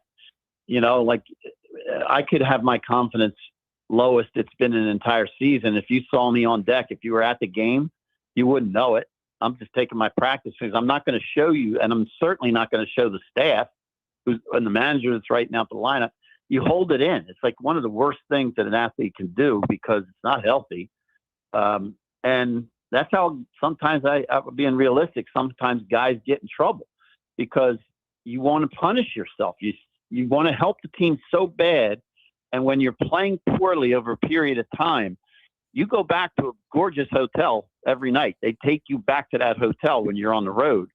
And when you come in through the doors, you look and there's the elevator right up to your room. It's what you should be doing. But there's the bar. And sometimes, like, I'm just being real so that your listeners can get a feel of what this life can be like. It takes a lot of discipline. Walk past the damn bar when you're down, because it will be too easy to go over there and punish yourself, and beat yourself up. And that's never a good answer. It's never a good answer to a problem. You got to get up to the room. You got to try, to eat right, get your sleep, get back to the ballpark, go early, go down, work with somebody, work your hitting coach in the batting cage, and do it again. And that in itself does not guarantee you a thing, because the pitcher could care less about your work ethic. He's going to try just as hard to get you out that next night. And now it starts to pile up.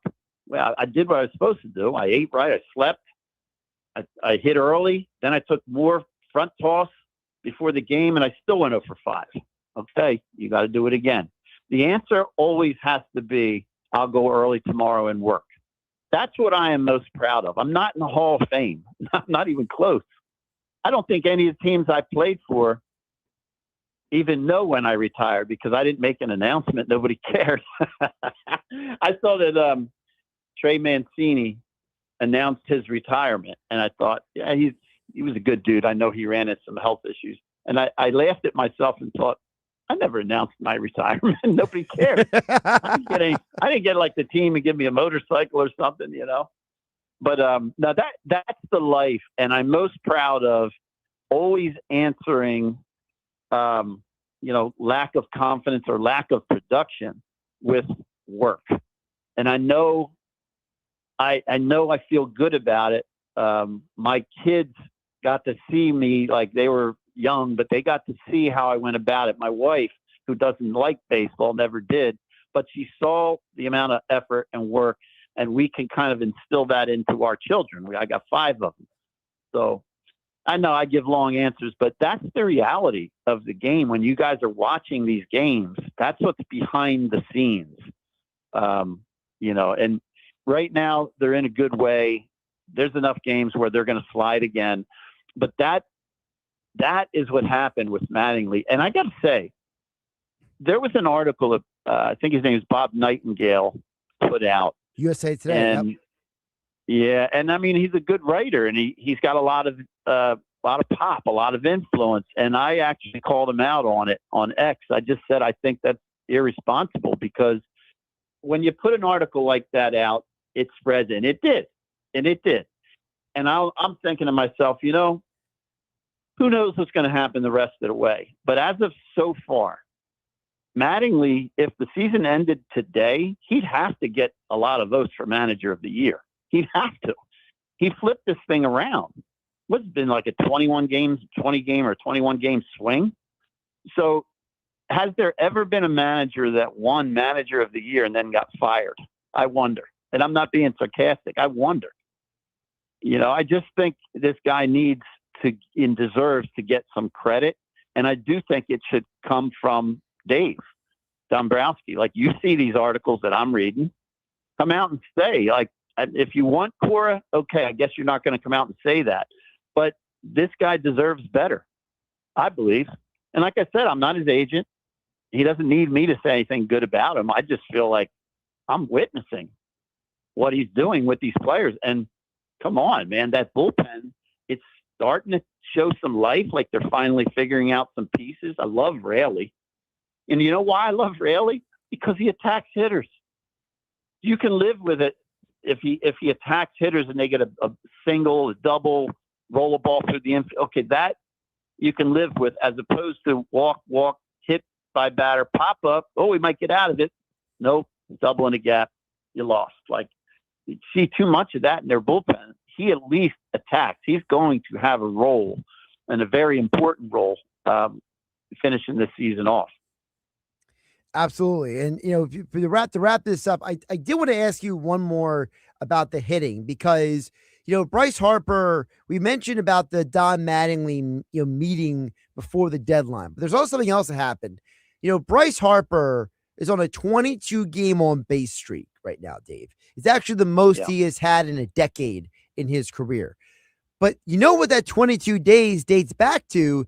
It dates back to the day where he told the media, we need more help around here.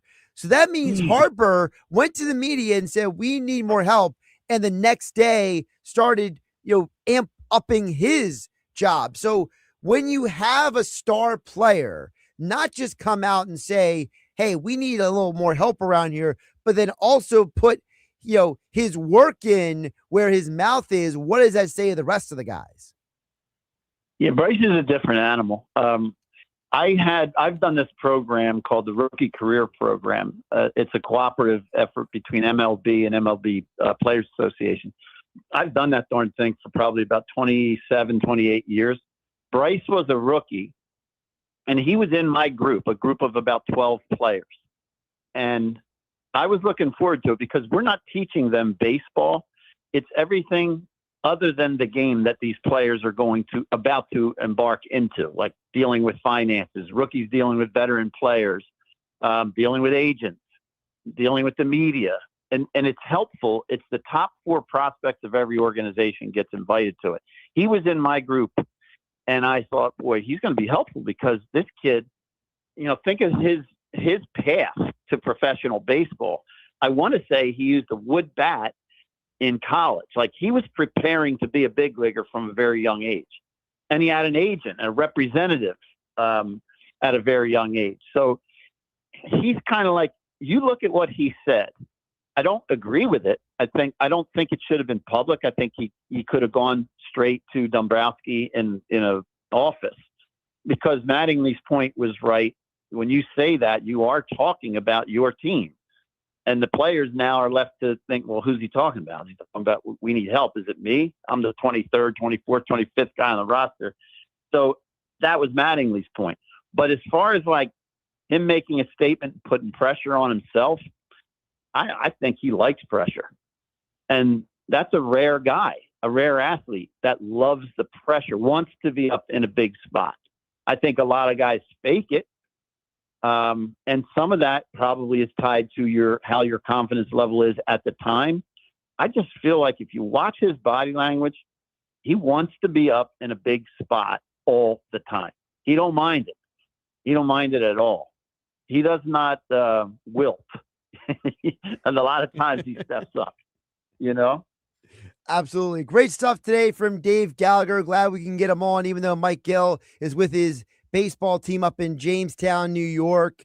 And of course, Dave joins us each and every week here on the Sports Bash, talking baseball on 97.3 ESPN. Of course, folks can also follow you, Dave, on the X platform. So if folks want to get more of the thoughts and perspective of Dave Gallagher, they can follow you at Dave Gallagher 22 on X. You tweet up a storm over there, my friend. I do. You know, what's dangerous is every once in a while, not so much anymore, but I love my bourbon. And I'm not an everyday drinker, but if I'm sipping on a bourbon and I'm putting tweets out and watching the Phillies, I could be dangerous. I can be dangerous. You never know. Well, thank you for the warning then. Yeah. Real quick. How's Mike's team doing? Did you hear anything? The last thing I heard is that they are in line for the number 1 seed, but they were supposed to have a game earlier today, but there was a rain delay. So I think they're actually playing now. They were actually supposed to play about 4 hours ago, but apparently rain got in the way of the tournament. So I probably won't know anything more until later tonight. Well, he better bring home a ring or a trophy or whatever, or else we're going to have to make different arrangements next Wednesday. Dave, great stuff. I'll talk to you later. I can't be involved with a loser. Take care, Dave. All right, Josh. Take care.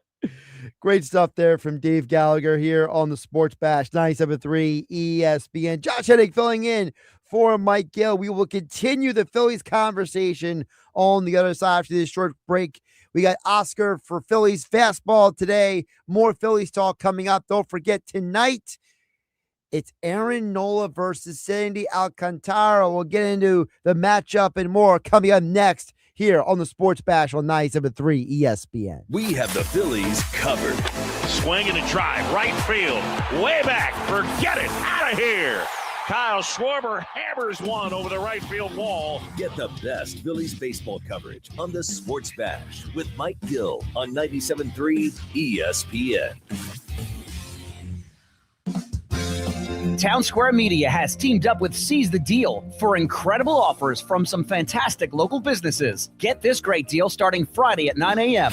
Get one $50 gift card for just $25 to the Island Grill in Ocean City. It's the area's go-to restaurant for fresh catch local seafood with a laid-back beach vibe. That's a $50 gift card for just $25. Get this great deal starting this Friday at seizethedeal.com. Seizethedeal.com.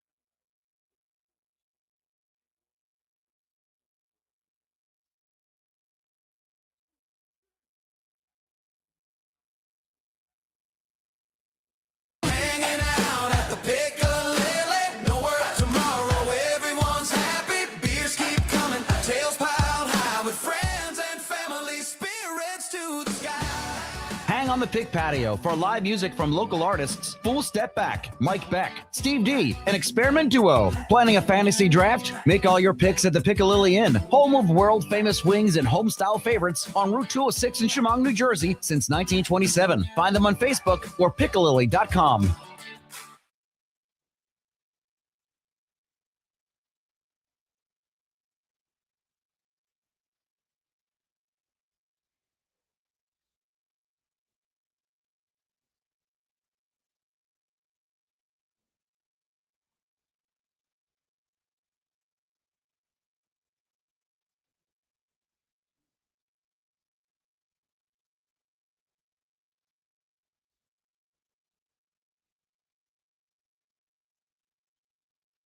From the Town Square, New Jersey Info and Weather Network, I'm Chief Meteorologist Dan Zarrow. Rain returns tomorrow. Not an all-day washout, but it will be a carry-the-umbrella situation with rumbles of thunder and pockets of heavy stuff possible. Tonight stays quiet. We'll see increasing clouds and a low of 72. Tomorrow will be mostly cloudy, with showers and thunderstorms likely for part of the day. Right now, I think the wettest part of the day will be the afternoon. High of 83. Friday, partly sunny with a high of 81. Get weather 24/7 wherever you are. Download our free mobile app today.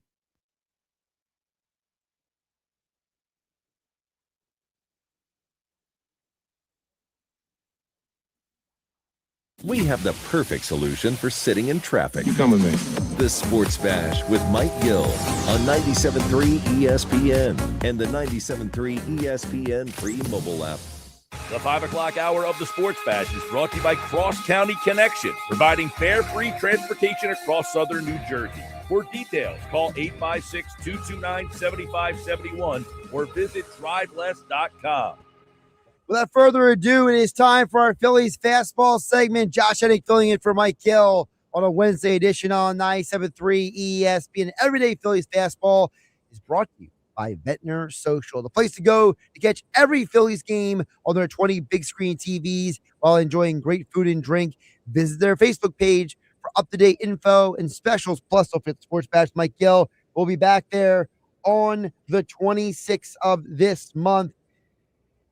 Right now, to get more into the Phillies' 5-game winning streak. It's a lot of offense. Oscar Budejen is back for today's edition of Phillies Fastball on 97.3 ESPN. Oscar, have you been enjoying the consistent offense for once? I mean, after what I just heard, I probably I need a bourbon. I haven't watched the game through the bourbon, but that would be fun. Look, it's incredible. I mean, what this team has done. I mean, a week ago we were complaining that they couldn't score runs against the Minnesota, not the Cardinals, the St. Louis Cardinals. We couldn't score runs, and now they begin to have meetings. I mean, hitting meetings, and I hope they have defensive meetings and running meetings and a bunch of different meetings to be able to get this team back on track. And look, we win the last 5 games, and it looks like a completely different team. I mean, I'm a little bit, I wouldn't use the word concern, but it's interesting where we are with both Wheeler and Sanchez. They're not looking as sharp as we would like them to look. But again, it's a long season. It's a marathon. Look, if there is a pitcher that I trust in this world, is Zach Wheeler.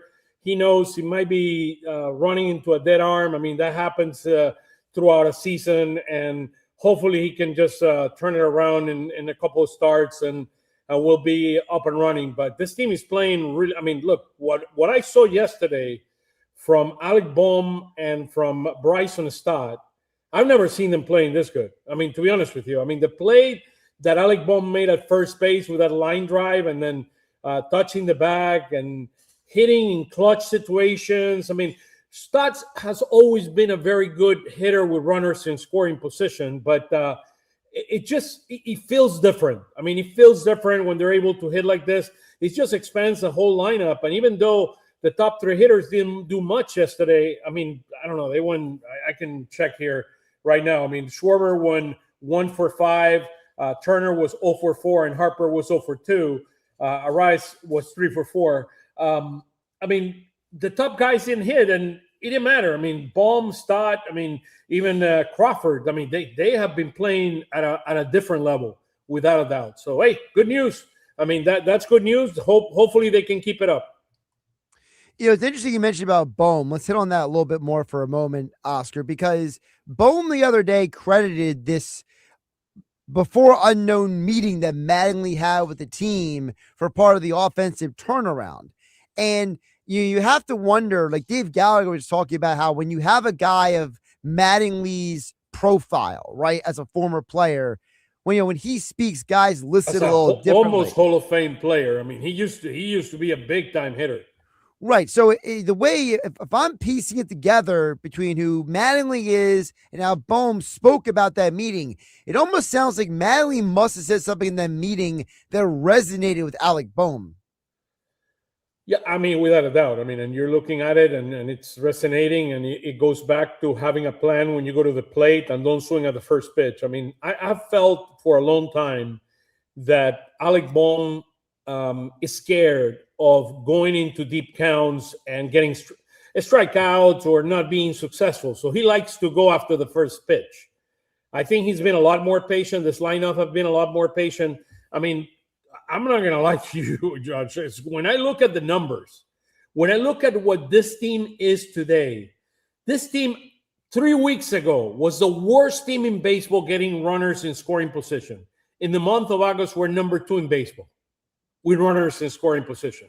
The only difference is we have right now, we have a great hitter that makes a lot of contact in a rise. But I mean, you look at we're third in or second in scoring runs. We're number 2 with runners in scoring. I mean, getting on base. I mean, it's just we are number 2 in baseball in base on balls. That's unheard of. I mean, we're 23rd in all of baseball a week ago. You look at the stats for the entire year, we're 23rd. The team that is hitting in August is different than the team that have hit all year. And I think the big differences are those 3 guys. I mean, because, look, Schwarber, he's going to hit a home run here and there. He was unlucky a couple of days ago or yesterday where he hit that home run and then they pull him back. It was a 3-run shot. He could have had a 39 home run of the year. Then they said that it was a foul ball. But look, this team, I mean, if Bohm, let me put it this way. If Bohm, Stott, and Crawford hit, this team is going to go very far in the playoff because that's what they're missing. That's what they're missing. They're missing extending this lineup. And if the entire lineup can hit, I mean, we're going to be much better position. And by the way, Realmuto is there for his defense. He's not there for his hitting. So everybody's going crazy with Realmuto. Look, I do understand there's a lot more catchers that are hitters in today's game than it used to be. But take a look at Riley. I mean, he's struggling this year. Riley's not the same player that was number 2 in the MVP last year. So it's not easy. It's a very heavy workload. You get behind home plate. You get a lot of hits. I mean, it's very hard to be a hitter, a very good catcher and a hitter. And look, Realmuto does his part. And look, I will never forget that Realmuto hit that first home run in the 9th inning. Or in the 9th inning to win Game 1 of the World Series in 2022. It was a home run by JT Realmuto that got us that victory.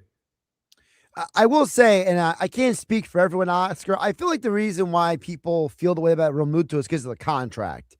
It's not because of him. I mean, it's not his fault. It's not his fault.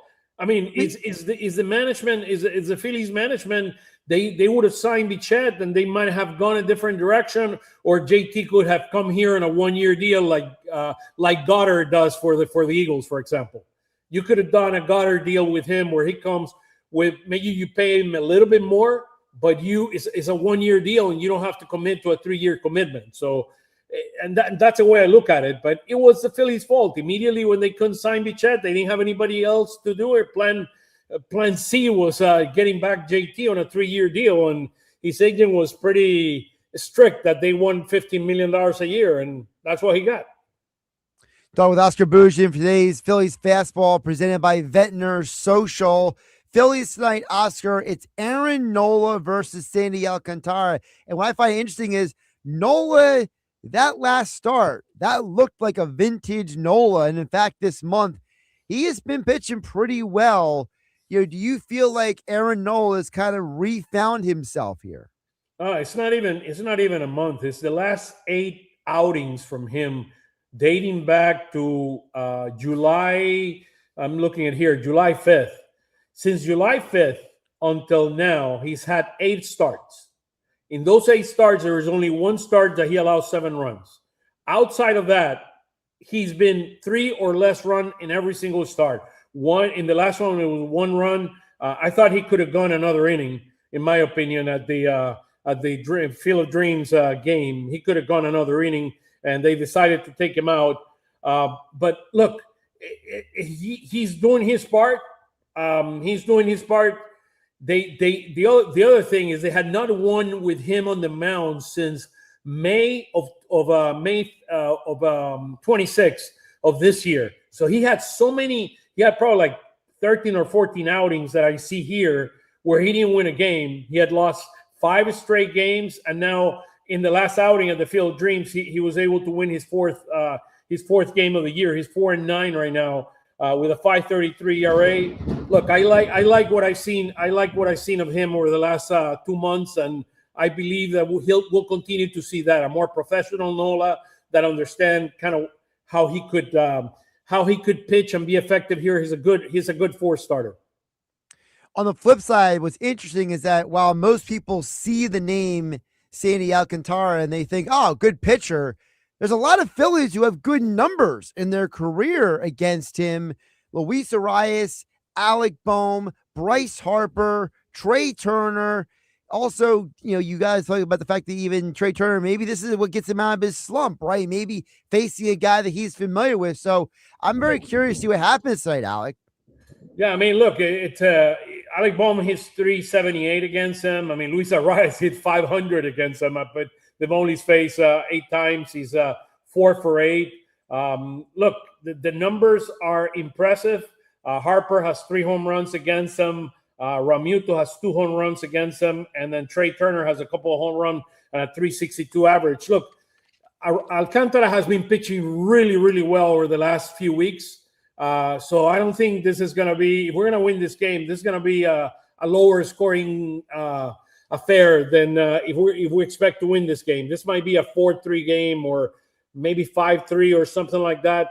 I won't guarantee you this one as I guarantee the last 2 games that we won. But it's going to be interesting. It's going to be a battle. It's going to be a battle. It's the last game of the series. We could sweep the Marlins. Imagine sweeping back the Twins and the Marlins back to back. It's not going to be an easy game. This team, the Marlins are a prideful team, and I believe they're going to give a battle, and Alcantara will be one of the keys for them to remain in the game. So I'm expecting this is going to be a very interesting game tonight at Citizens Bank Park. It's also a very interesting game because you have a day off tomorrow. So in some ways, you don't have to worry about managing the bullpen like you would a normal night, right? Oscar, you can go out there and, just be like, hey, Nola, give us what you got. We'll go to the bullpen. We'll burn through it. We got a day off tomorrow. We'll reset for Friday. Yeah, yesterday I liked that McFarland was able to win the first game of his career. I think one of the most interesting things happened today. They signed Nelson Cortez. Yep. Nelson is a very, very interesting guy. He's a guy that has been he looks older, or you would imagine that he's older. He's going to be 32 in a few days, in about a week or so. He's going to be 32 years old. He's 31 years old. Actually, no, he's date of birth is in December, so he's going to be 31st from now till the end of the year. I thought he was older. He has a lot of experience. He has not pitched as well as I would ideally want him to pitch since 2024. In 2025, he had a torn tendon on his arm, and he went under the knife, and now he's back up pitching with us. I think he's a veteran that he's like the 5th starter that we didn't sign, but he also can pitch in relief. So I can expect him, being a veteran that he is, that he could help us in the bullpen in the postseason, and he could be a very, very effective pitcher coming out of the pen. So I like the veteran presence. I like he's a great competitor. I mean, he brings a lot of the intangible that Arise bring in terms of edge and passion and energy. I like what I'm seeing. I think this guy could be a great ass, like an ace under the or a joker that came out under the sleeve there at the last minute. And I like this move. I do like this move. Look, the guy might not be able to pitch. I don't know yet, but I like the aggressiveness of the front office trying to make a difference in the postseason. Maybe they send Sugar down, and then or I don't know if Lazar is still up, but I think he went down. But I would not. McFarland remains up here. McFarland, to me, he has such great potential that you got to keep him here. I would send Sugar down. Before I let you go, Alex, you do have a shout out coming up on the YouTube. Francisco there shouting you out. All right, Francisco Macias from Mexico. How about that? Hey, we're bringing an international community. You can tell Mike now the Mexican team is watching him, so it's that's a great thing. Look, I do like Nestor Cortes. I think he's going to add a lot to this team. And the other thing, if you don't mind, Judge, letting people know, Foley's, the Philly store is open in 22nd and South. You can go to FoleyOnSouth.com and you can find all great merchandising from the Phillies, particularly all the championship merchandising. There's a lot of things with Chase Utley now that he made it to the Wall of Fame and hopefully to the Hall of Fame next year. So you go into FoleyOnSouth.com and get your gear. Great stuff, Oscar. We'll talk to you tomorrow. Wonderful. We'll see you tomorrow. Go Phils. Hey, 6 in a row. Let's see. Come on, Nola. Nola have to pitch great. Go Phils. Yes. Absolutely. Oscar, take care. Take care. Josh Hennig filling in for Mike Gill here on the Sports Bash, 97.3 ESPN FM. And don't forget, every day, the Phillies Fastball, brought to you by Ventnor Social. It's the place to go to catch every Phillies game on their 20 big screen TVs while enjoying great food and drink. Visit their Facebook page for up-to-date info and specials. Plus, don't forget the Sports Bash. We'll be back there on the 26th. That's next Wednesday. That is the next Phillies day game with Ventnor Social. Next Wednesday, they will be in Seattle playing the Mariners. So that game will be right in the heart of the Sports Bash next Wednesday. That's Ventnor Social, and they're happy to sponsor Phillies Fastball every day here on the Sports Bash on 97.3 ESPN. Coming up, do you remember, as we wrap up the Sports Bash Wednesday edition, Josh Hennig hanging out with you, filling in for Mike Gill on 97.3 ESPN. You're listening to the Sports Bash with Mike Gill. Never thought this radio stunt would catch on so big. On 97.3 ESPN.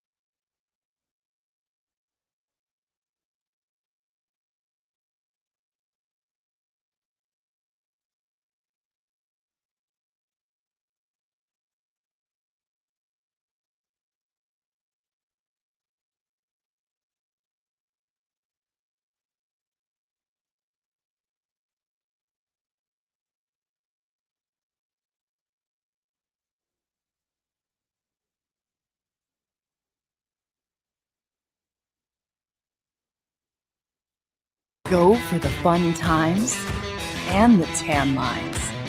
Experience an Atlantic City you never knew. Go to Ocean. Go for the win. Must be 21 or older. Gambling problem? Call 1-800-GAMBLER. You're listening to The Sports Bash with Mike Gill on 97.3 ESPN and the free mobile app. The 5 o'clock hour of the Sports Bash is brought to you by Cross County Connection, providing fare-free transportation across southern New Jersey. For details, call 856-229-7571 or visit driveless.com. All right, Josh Hennig wrapping up the show here on 97.3 ESPN. Little Birdie tells me that it looks like Mike Gill's team had a come-from-behind win. So sources tell me that means they will be the number one seed in the playoff bracket. So one step closer to another youth baseball championship for Mike Gill's baseball team. We'll get you more updates as the week progresses. Josh Hennig been filling in for Mike Gill on a Hump Day Wednesday edition of the Sports Bash. Crazy busy day. I'm so glad you all tuned in to join us. If you missed any of the conversations, of course, you can catch them all on YouTube at 97.3 ESPN. Thanks to Oscar Budejen, Dave Gallagher, Nick Earnshaw, Adam Caplan, Sal Palantonio, and the Athletics' Jacob Robinson for joining the show. And thanks to all of you tuned in to listen. I'll be back tomorrow filling in for another day for Mike Gill here on 97.3 ESPN.